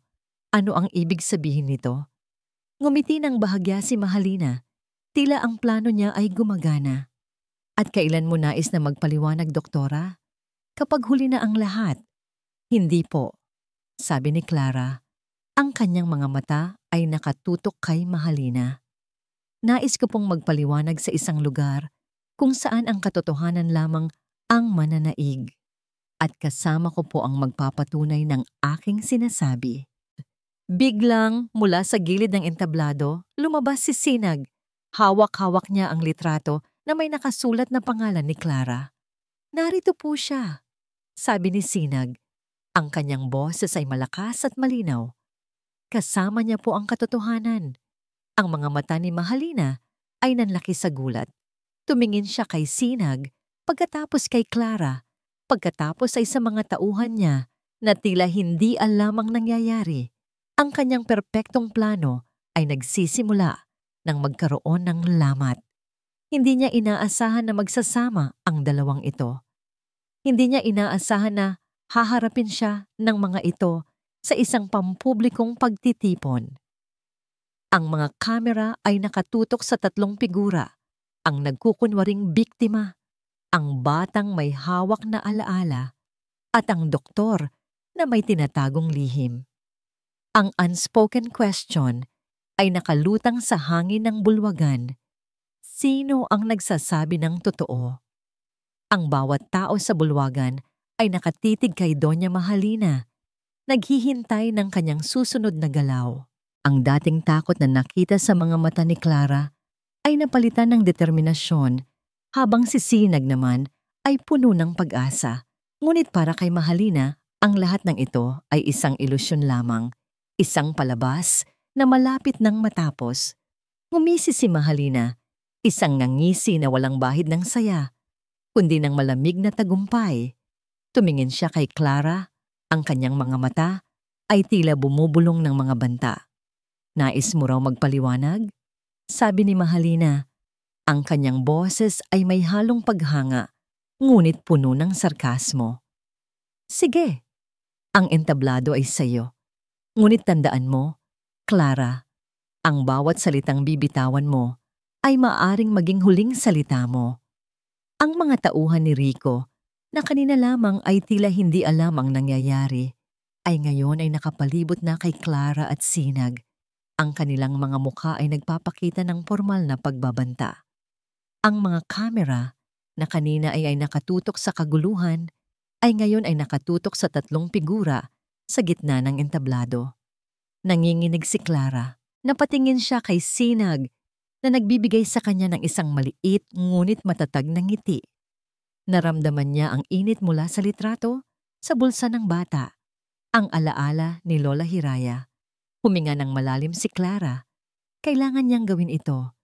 Hindi para sa kanya, para kay Lola Hiraya, para kay Sinag, para sa katotohanan. Ako si Dr. Clara Sandoval. Nagsimula siya. Ang kanyang boses ay mahina, ngunit nanginginig. At ang aking sinabi kanina ay hindi kasinungalingan. Nagpatuloy siya. Ikinuwento ang kanyang relasyon sa pamilya Valderrama, ang misteryosong pagkakasakit ni Don Ricardo, at ang kanyang mga hinala kay Mahalina. Bawat salita niya ay tila isang dagok sa pagkatao ni Mahalina na nakaupo sa kanyang wheelchair. Nakikinig na parang isang malamig na diyosa. Nang nagkasakit si Don Ricardo, sabi ni Clara, ang kanyang boses ay lumalakas. Ako ang kanyang doktor. At nang siya'y namatay, ako ang huling nakakita sa kanya. Alam ko, sa kaibuturan ng aking puso, na hindi ito natural na pagkamatay. Nagkaroon ng bulungan sa mga tao. Ang ilang mamamahayag ay nagsimulang kumilos, papalapit, para mas malinaw na makuha ang mga salita ni Clara. Ngumiti ng bahagya si Mahalina. Ito ang inaasahan niya. Ang kaguluhan, ang eskandalo, ang kasinungalingan ay mabilis na mawawala kapag ang tao ay natatakot. At ano ang ebidensya mo, doktora? Tanong ni Mahalina. Ang kanyang boses ay puno ng paghamak. Ang iyong mga salita? Ang iyong mga hinala? Hindi sapat iyan. Meron po akong ebidensya, sabi ni Clara, at tumingin siya kay Sinag. At nandito po siya. Ngunit bago pa man makakilos si Sinag, mabilis na kumilos ang mga tauhan ni Rico. Mabilis nilang hinawakan si Sinag. Ang isa ay dinukot ang litrato mula sa kanyang bulsa. Ang isa naman ay hinawakan si Clara. Ang kanyang kamay ay nakahawak sa bibig nito para hindi ito makapagsalita. Ang batang ito ay isang sinungaling donya. Sabi ng isa sa mga tauhan, ang boses ay garalgal. Nang agaw ng pera, nais manira ng pangalan, tulad ng sinabi ninyo. Nabalot ng takot si Sinag. Nagsimula siyang magpumiglas, ngunit mas malakas ang mga tauhan. Ang mga tao sa bulwagan ay nagulat. Hindi alam kung sino ang paniniwalaan. Sinabi ko na sa inyo, sabi ni Mahalina. Ang kanyang boses ay tumaas, puno ng pekeng galit. Sila ay mga sinungaling. Sila ang nagtangkang manira sa akin. Nang makita ni Clara na si Sinag ay nasa panganib, isang matinding galit ang bumalot sa kanya. Ang takot ay nawala. Napalitan ng isang matinding determinasyon na ipagtanggol ang bata. Hindi siya sinungaling. Sigaw ni Clara. Nagpumiglas siya ng malakas mula sa pagkakahawak ng tauhan. Sa kanyang pagpupumiglas, nahulog ang maliit na bakal na kahon na nakasabit sa kanyang leeg. Ang kahon na naglalaman ng talaarawan ni Don Ricardo. Lumipad ang kahon at bumagsak sa sahig, sa paanan mismo ni Mahalina. Napatigil ang lahat. Ang mga mata ni Mahalina ay nanlaki sa pagkakita sa kahon. Ito na, ang ebidensyang kinatatakutan niya sa loob ng 10 taon. Ano yan? Tanong ni Mahalina. Ang kanyang boses ay nanginginig. Hindi sumagot si Clara. Sa halip tumingin siya kay Sinag na nagawa na ring makawala sa pagkakahawak ng isang tauhan dahil sa pagkalito nito. "Sinag," sabi ni Clara. Ang kanyang boses ay puno ng pag-asa. Ang talaarawan ni Don Ricardo, nasa loob iyan. Napagtanto ni Sinag ang kahulugan, ang kahon, ang talaarawan. Ang lahat ng piraso ay nagtagpo. Tumakbo siya palapit sa wheelchair ni Mahalina. Ngunit bago pa man niya maabot ang kahon, mabilis na kumilos si Mahalina. Gamit ang isang kamay na hindi man lang nanginginig, kinuha niya ang kahon at mabilis na itinapon ito sa isang sulok ng entablado malayo sa kanila. "Hindi ninyo makukuha iyan!" Sigaw ni Mahalina. Ang kanyang muka ay nagpapakita ng purong desperasyon. "Hindi ninyo sisirain ang lahat." Sa sandaling iyon, isang sigaw ang narinig mula sa gilid ng entablado. "Donya, ang mga tauhan ninyo." Nasa labas sila ng klinika ni Dr. Sandoval. Nagsasagawa sila ng paghalughog. Sigaw ng isang katulong na tumatakbo papasok. Ang mga mata ni Mahalina ay nanlaki sa pagkabigla at takot. Paano? Paano nila nalaman? Sino ang nagbigay ng utos? Napagtanto ni Clara. Ang mga tauhang yon na nakita nila kanina sa labas ng kanyang klinika. Hindi sila basta-basta nagbabantay. Sila ay kumikilos. Sila ay sumusunod sa utos ni Mahalina.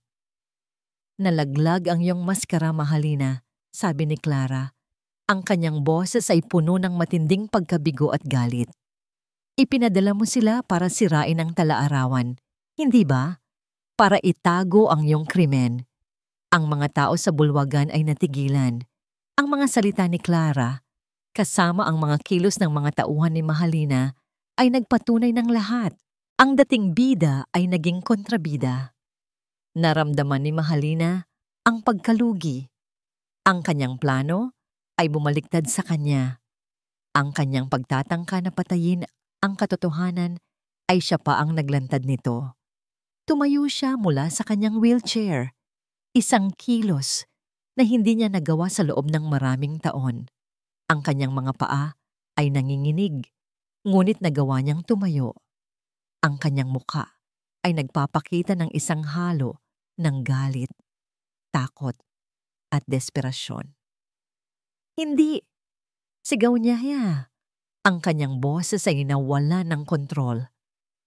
"Kayo ang mga sinungaling. Kayo ang gustong magnakaw." Sa sobrang lakas ng kanyang paglakad o pagtulak sa sarili, nawalan siya ng balanse. Ang kanyang mga paa ay hindi na kayang suportahan ang bigat ng kanyang emosyon at ng kanyang nakatagong sakit. Unti-unti, siya ay bumagsak pabalik sa kanyang wheelchair, ngunit hindi iyon ang katapusan. Sa kanyang pagbagsak, ang kanyang mga binti ay nagkaroon ng hindi natural na paggalaw. Isang masakit na paghihilik ang lumabas sa kanyang bibig. Nagsimulang manginig ang kanyang buong katawan. Ang kanyang mga mata ay nagpabalik-balik, hindi makatutok. Ang manipis na maskara ng kanyang pagiging biktima ay tuluyan ng naglaho, napalitan ng isang mukhang pinipilipit ng matinding pisikal at mental na paghihirap. Ang kanyang mga binti na pilit niyang pinagalaw sa loob ng 10 taon para sa palabas ay ngayon ay tuluyan ng sumuko. Ang kanyang katawan ay naging tunay na bingaw ng kanyang mga kasalanan. Napalibutan siya ng katahimikan. Ang palakpak ay napalitan ng pagkabigla. Ang mga kamera ay patuloy na kumikislap. Kinukuhanan ang kanyang pagbagsak. Nakatayo si Sinag at Clara, nanonood. Ang kanilang kalaban ay hindi na nagpapanggap. Sa wakas, ang katotohanan ay nagsisimula nang lumabas.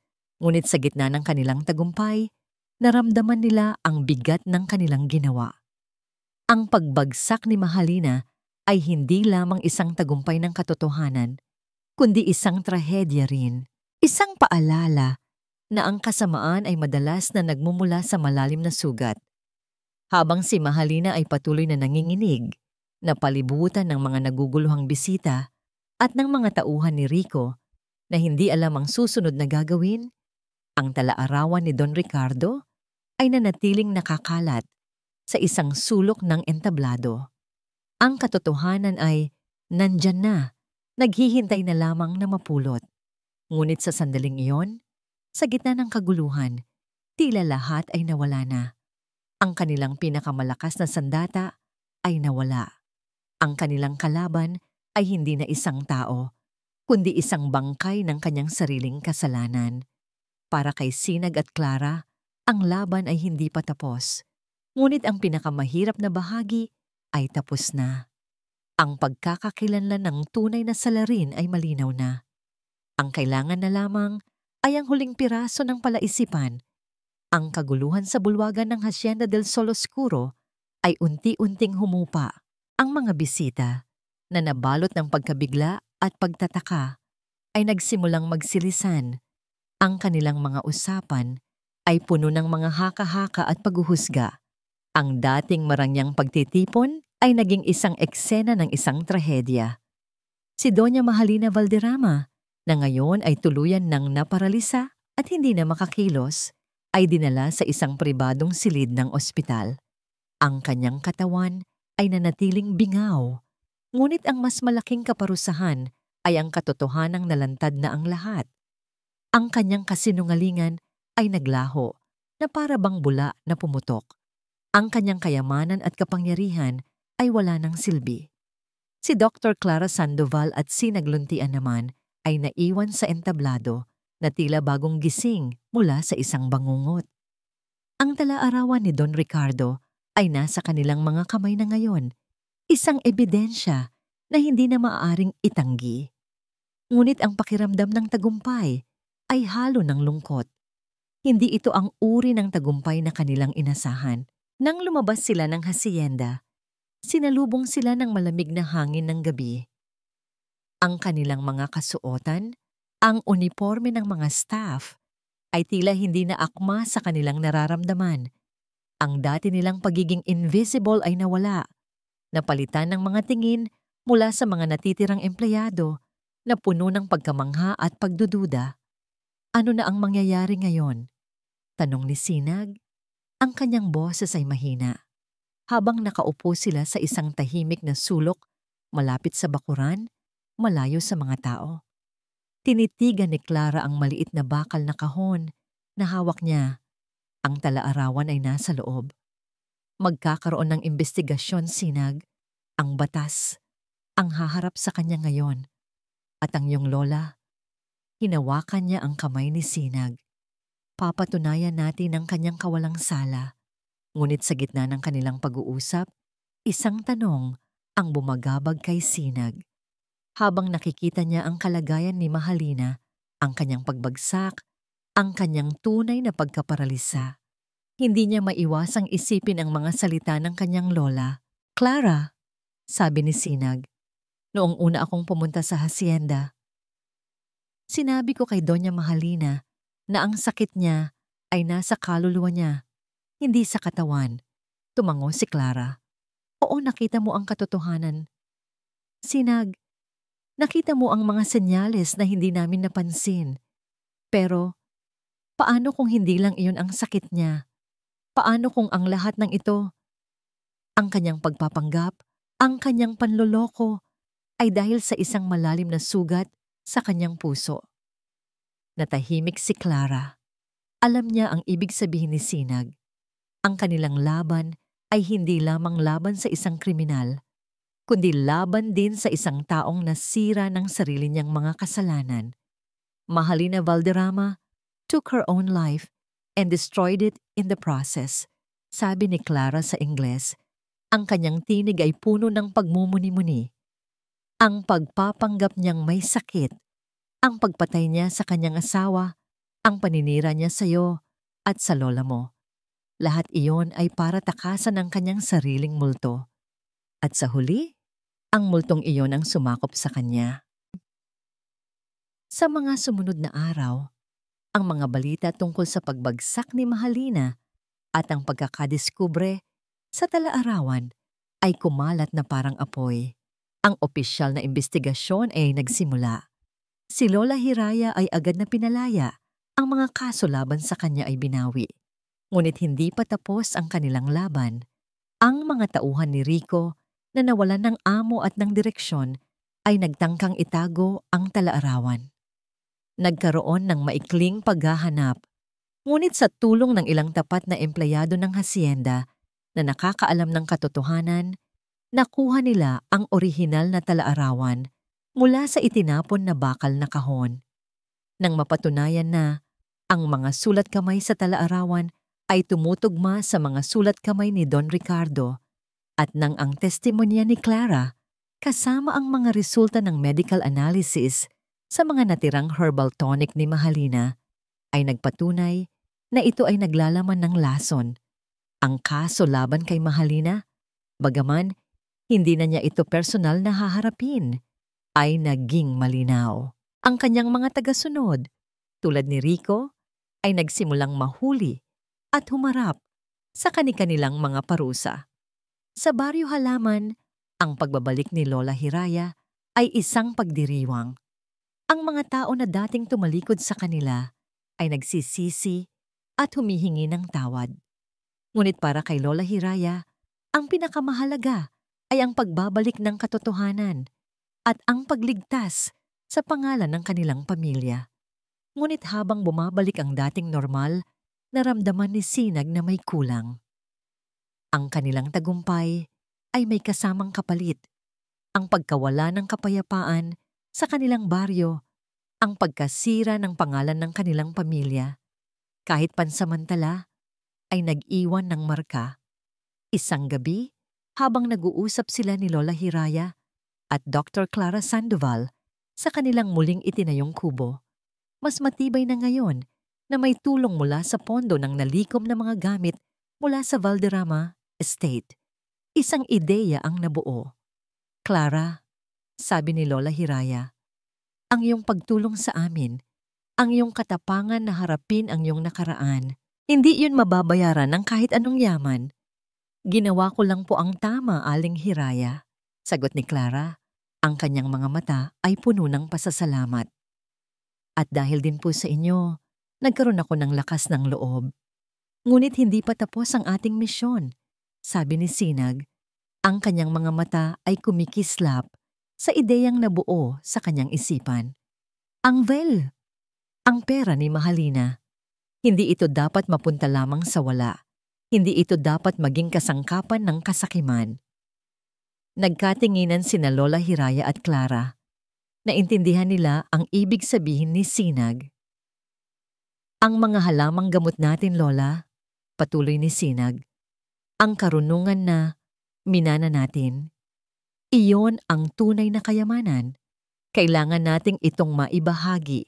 Kailangan nating ipakita sa lahat na ang kalikasan at ang kaalaman, kapag pinagsama, ay mas makapangyarihan pa kaysa sa kahit anong pera. Ngumiti si Lola Hiraya. Alam mo, Apo, iyan din ang nasa isip ko. Si Dr. Clara Sandoval naman ay napangiti. Ang dating pagtakas niya sa mundo ay natapos na. Ang kanyang takot ay napalitan ng isang bagong layunin. Kung iyon ang gusto ninyo, sabi ni Clara, ang kanyang mga mata ay nagliliyab, tutulungan ko kayo. Maaari nating pagsamahin ang aking kaalaman sa modernong medisina at ang inyong sinaunang karunungan. Magtayo tayo ng isang bagay na magpapagaling hindi lang sa katawan, kundi pati na rin sa kaluluwa. Ang plano ay nagsimulang mabuo. Gamit ang isang bahagi ng mga nakumpiskang yaman ni Mahalina, hindi para bumili ng mga luho, kundi para sa isang mas mataas na layunin. Magsisimula silang magtayo ng isang maliit ngunit kumpletong sentro ng kalusugan sa Baryo Halaman. Isang lugar kung saan ang mga modernong gamot at ang mga halamang gamot ay magkasama. Kung saan ang bawat isa ay mabibigyan ng pantay na pagkilala at paggamot.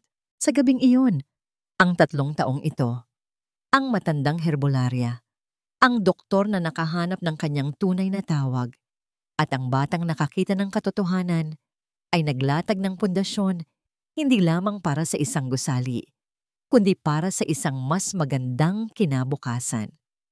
Ang kanilang layunin ay hindi na ang paghihiganti, kundi ang paghilom. Ang hangin sa loob ng gala hall ay tila mas mabigat kaysa dati. Ang mga ilaw na kumikinang, ang mga bulaklak na mababango, ang mga kumikinang nakasuotan, lahat ay tila hindi na mahalaga. Ang dating isang pagdiriwang ng kabutihang loob ay naging isang entablado para sa pinakamalaking paglalantad ng katotohanan. Nasa gitna ng bulwagan si Doña Mahalina Valderrama, hindi sa kanyang wheelchair na ngayon ay nakatabi na lamang sa gilid, kundi nakatayo, o mas tamang sabihin, nakadungaw, sa isang maliit na plataporma na itinayo ng mga tauhan ni Rico. Ang kanyang mga mata ay nakatuon sa libu-libong mga tao, sa mga mamamahayag na may hawak na kamera, sa mga taong dating yumuyukod sa kanya at ngayon ay nakatitig na may pagtataka at paghuhusga. Ang kanyang balakang ay nanatiling bingaw, hindi na gumagalaw. Ang kanyang mga binti ay nanatiling walang buhay, isang pisikal na representasyon ng kanyang mga kasalanan. Ngunit ang kanyang mga mata ay nagliliyab, isang halo ng galit, takot, at isang desperadong pagnanais na pigilan ang hindi maiiwasan. Nais ninyo ng katotohanan? Ang kanyang boses ay malakas, nanginginig, ngunit may kapangyarihan pa rin. Narito ako. Sasagutin ko ang lahat. Ang mga tao ay napatahimik. Nagsimulang kumilos ang mga kamera. Ang pagkakataong ito ay hindi na isang palabas. Ito na ang huling pagharap. Sa gilid ng entablado, nakatayo si Sinag Luntian. Ang kanyang maliit na katawan ay tila nababalot ng isang hindi kapani-paniwalang tapang. Sa tabi niya, si Dr. Clara Sandoval, hawak ang bakal na kahon. Ang kanilang mga mata ay nakatutok kay Mahalina, hindi na may takot, kundi may determinasyon. Mahalina, nagsimula si Clara. Ang kanyang boses ay malinaw at matatag, na para bang ang lahat ng taon ng takot ay biglang naglaho. Hindi ito ang iyong entablado. Ang entablado ay para sa katotohanan. Kasinungalingan! Sigaw ni Mahalina. Ikaw ang nagtatanim ng kasinungalingan. Ikaw at ang batang iyan. Itinuro niya si Sinag. Ang kanyang daliri ay nanginginig. Gusto nilang kunin ang lahat sa akin. Ang aking pangalan. Ang aking kayamanan. Hindi namin gusto ang iyong kayamanan, Mahalina. Mahinahong sabi ni Sinag. Gusto lang namin ang katarungan. Para kay Lola Hiraya. Para kay Don Ricardo. Biglang nagbago ang ekspresyon ni Mahalina. Ang galit ay napalitan ng isang pilit na pagmamakaawa.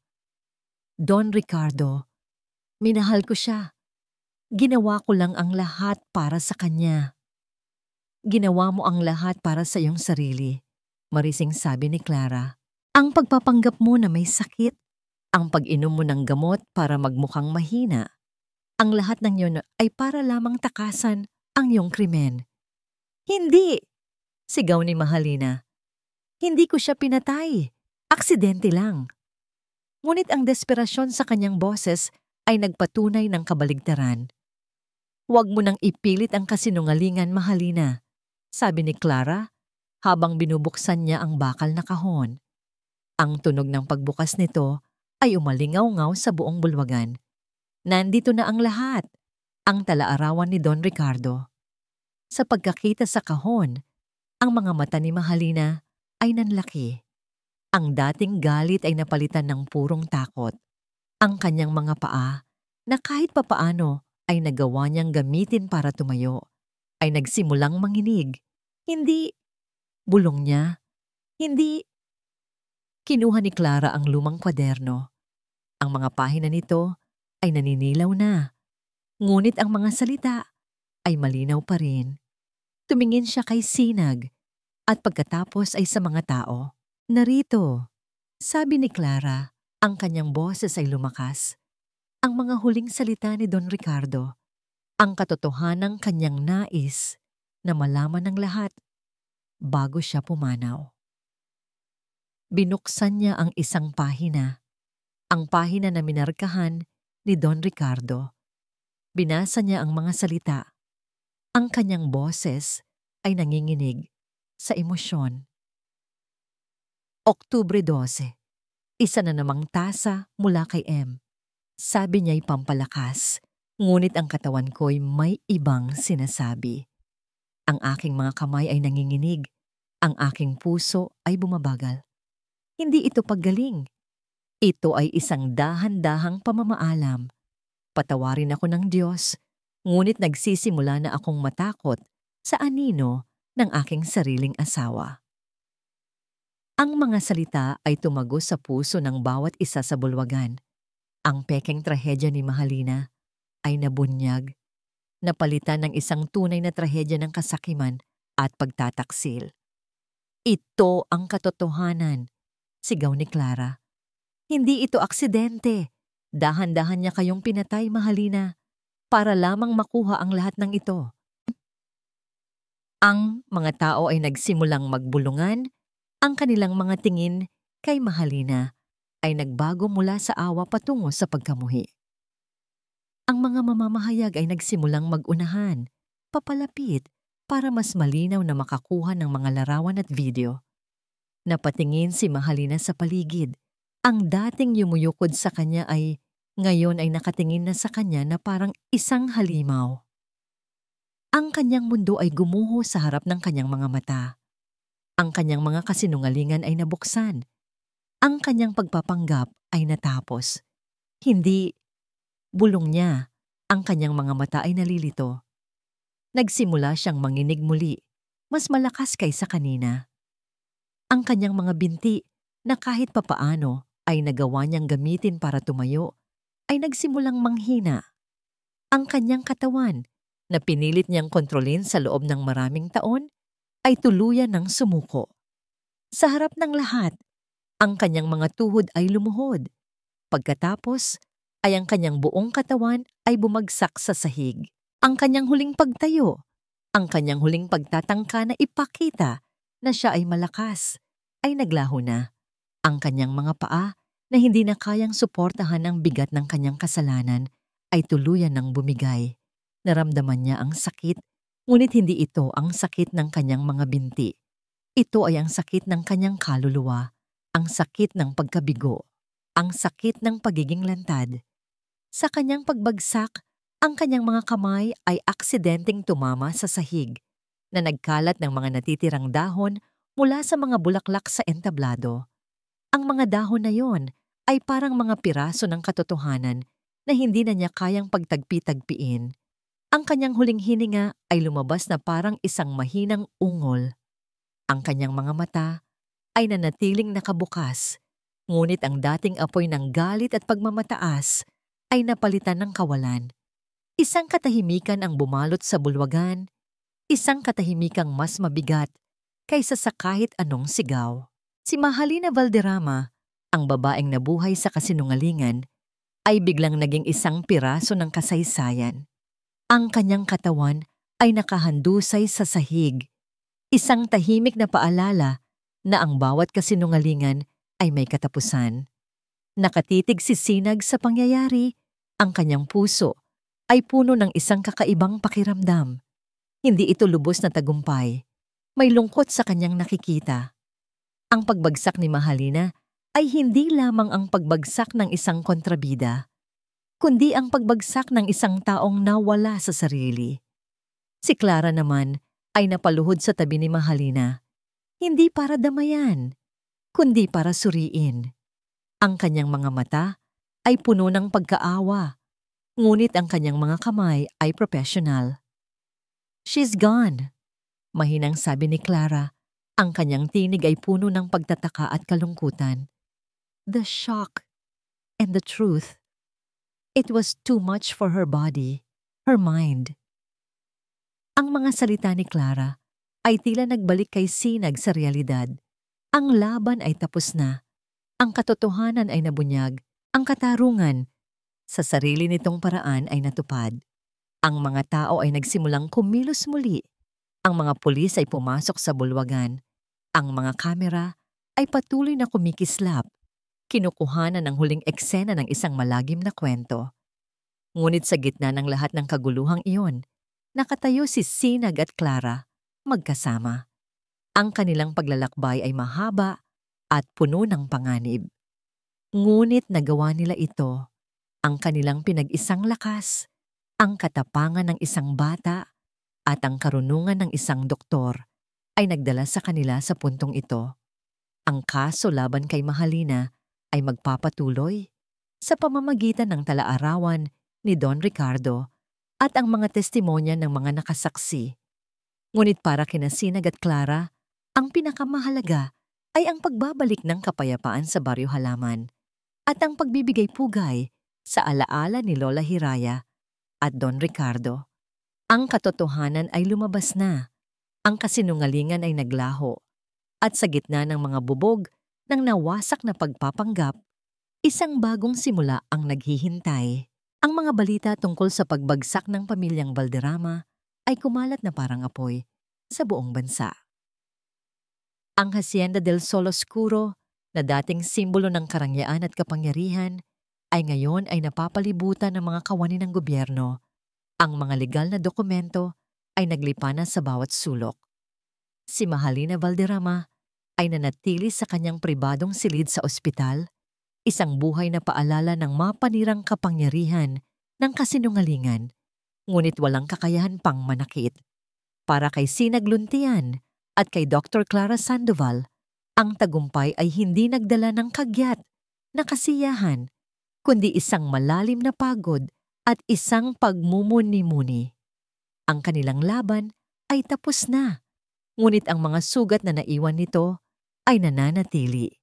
Ang pinakamalaking pagbabago ay naganap sa Baryo Halaman.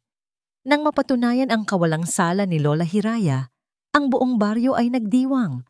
Ang mga taong dating nagbulungan at nagduda ay ngayon ay nag-aalok ng kanilang tulong at pasasalamat. Ang pangalan ng pamilyang Luntian ay muling nagliwanag, ngunit sa pagkakataong ito, mas matibay at mas makulay kaysa dati. Isang araw, isang opisyal mula sa gobyerno ang dumalaw sa Baryo Halaman. May dala itong mga legal na dokumento, mga desisyon mula sa korte. Ayon sa utos ng korte, anunsyo ng opisyal, ang kanyang boses ay formal at puno ng awtoridad. At bilang bahagi ng desisyon sa paghahawak ng mga ari-arian ni Mahalina Valderrama na napatunayang nakuha sa ilegal na paraan, isang bahagi ng mga ito ay ilalaan para sa rehabilitasyon ng mga komunidad na naapektuhan ng kanyang mga gawain. Natahimik ang lahat. Nagkatinginan sina Lola Hiraya, Sinag at Dr. Clara. Ang mga salitang rehabilitasyon ng mga komunidad ay nagbigay sa kanila ng ideyang matagal na nilang pinag-uusapan. At patuloy ng opisyal, sa rekomendasyon ni Dr. Clara Sandoval at ng inyong punong barangay, si Ginang Hiraya Luntian, ang partikular na napili para sa proyektong ito ay ang inyong baryo, ang Baryo Halaman. Isang malakas na sigawan ng kagalakan ang bumalot sa paligid. Ngunit para kina Sinag, Lola Hiraya at Clara, ito ay higit pa sa isang simpleng pagdiriwang. Ito ang simula ng kanilang pangarap. Nagdaos sila ng isang pagpupulong kasama ang buong baryo. Hindi ito ang dating pagpupulong kung saan sila ay pinagdududahan. Ito ay isang pagpupulong ng pagkakaisa. Ang pondong ito, paliwanag ni Clara, hawak ang mga dokumento, ay hindi para sa atin lamang. Ito ay para sa pagtatayo ng isang lugar kung saan ang lahat ay maaring maghilom. Isang lugar kung saan ang ating mga nalalaman, ang aking kaalaman sa modernong medisina at ang karunungan ng ating mga ninuno na dala ni Aling Hiraya ay magsasama. Magtatayo tayo ng isang community health center, sabi ni Sinag. Ang kanyang mga mata ay kumikislap sa sigasig. Hindi lamang ito magiging lugar para sa pagpapagaling ng katawan, kundi pati na rin ng ating mga sugatang kaluluwa. Isang lugar kung saan ang bawat isa, mayaman man o mahirap, ay maaaring magamot. Ang ideya ay tinanggap ng lahat nang may malaking pagtanggap. Ang mga tao mula sa baryo ay nagboluntaryo. Ang mga dating nagduda kay Lola Hiraya ay ngayon ang nangunguna sa pagbibigay ng kanilang lakas. Ang mga materyales ay dumating, ang mga plano ay ginawa. Ang lupa na malapit sa kanilang dating kubo, na dati maliit at simple, ay ngayon ay magiging tahanan ng isang mas malaki at mas makapangyarihang institusyon. Ang mga sumunod na buwan ay naging abala. Si Lola Hiraya, sa kanyang lakas na naibalik, ay aktibong nakibahagi sa pagpili ng mga halaman na itatanim sa paligid ng sentro. Mga halamang gamot na magiging bahagi ng mga gamot na kanilang ibibigay. Si Dr. Clara Sandoval naman ay nakipag-ugnayan sa mga arkitekto at construction team. Tinitiyak na ang disenyo ay hindi lamang moderno, kundi nagpapakita rin ng paggalang sa kalikasan at sa kultura ng baryo. Si Sinag naman ang naging tulay sa pagitan ng dalawang mundo. Siya ang tagapagbalita ng plano sa baryo, siya ang tumutulong sa mga manggagawa, at siya ang nagiging tagapagturo sa mga batang nagpapakita ng interes sa mga halamang gamot. Ang dating batang manggagamot na humingi lamang ng pagkain ay ngayon ay isa ng inspirasyon. Sa araw ng pagbubukas ng Halaman Healing Center, ang buong baryo halaman ay nagningning. Ang gusali ay hindi kasing laki ng Hacienda del Sol Oscuro, ngunit ito ay mas makulay, mas buhay, at mas makabuluhan. Ang harapan nito ay pinalamutian ng mga sariwang bulaklak at mga halamang gamot. Sa loob, ang hangin ay amoy ng antiseptic at ng pinakuluang luya. Nakatayo sina Lola Hiraya, Dr. Clara at Sinag sa gitna ng bulwagan kasama ang punong barangay at ang ilang opisyal ng gobyerno. Ang mga tao mula sa baryo ay nagsiksikan. Ang kanilang mga mukha ay puno ng pag-asa at kagalakan. Ngayon, sabi ni Lola Hiraya, ang kanyang tinig ay malakas at puno ng pagmamalaki. Hindi na tayo magiging mahirap. Hindi na tayo magiging takot. Narito ang ating Halaman Healing Center na pinagbuklod ang lumang karunungan at ang bagong kaalaman para sa ating lahat. Nagsimula ang seremonya. Ang mga unang pasyente ay pumasok. Isang matandang lalaki na may arthritis, isang bata na may lagnat, isang ina na may problema sa pagbubuntis. Sina Clara at Lola Hiraya, kasama ang ilang mga voluntaryong nurse at health worker, ay tinanggap sila ng may buong puso. Nang makita ni Sinag ang mga ngiting iyon, ang mga ngiting nawala dahil sa takot at karamdaman, alam niyang nagtagumpay sila. Ang kanyang pangarap, ang pangarap ni Lola Hiraya, ang pangarap ni Clara, lahat iyon ay natupad.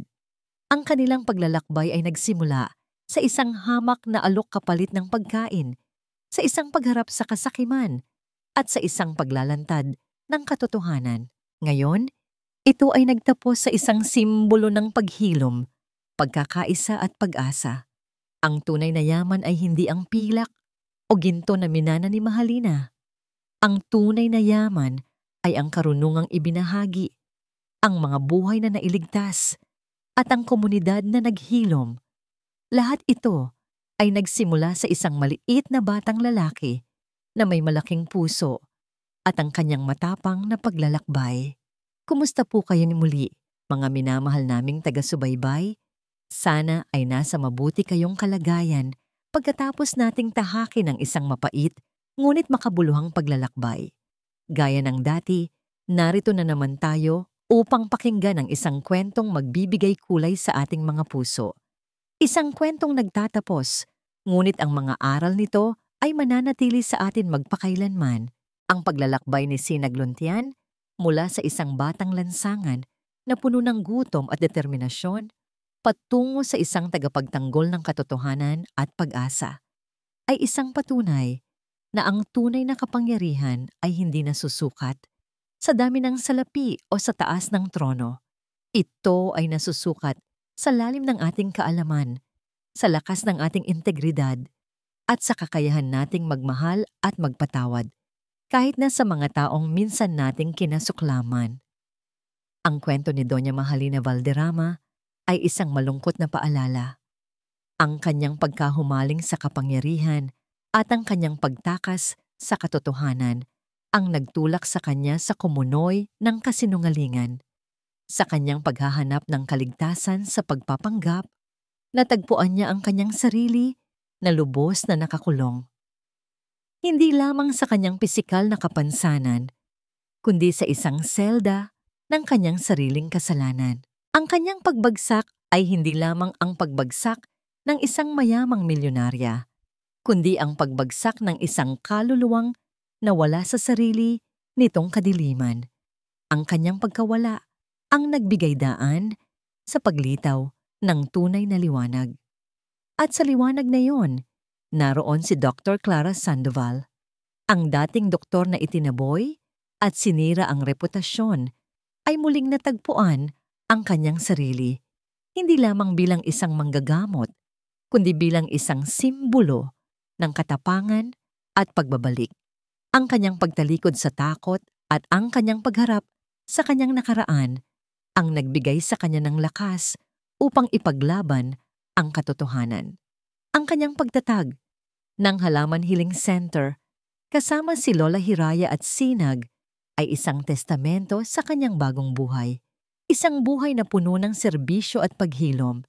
Samantala, ang Baryo Halaman ay hindi na ang baryo ng kahirapan at pagdududa. Sa pamamagitan ng paggamit sa yaman na minsan ay naging kasangkapan ng kasakiman, ito ay naging isang modelo ng pagkakaisa at pag-unlad.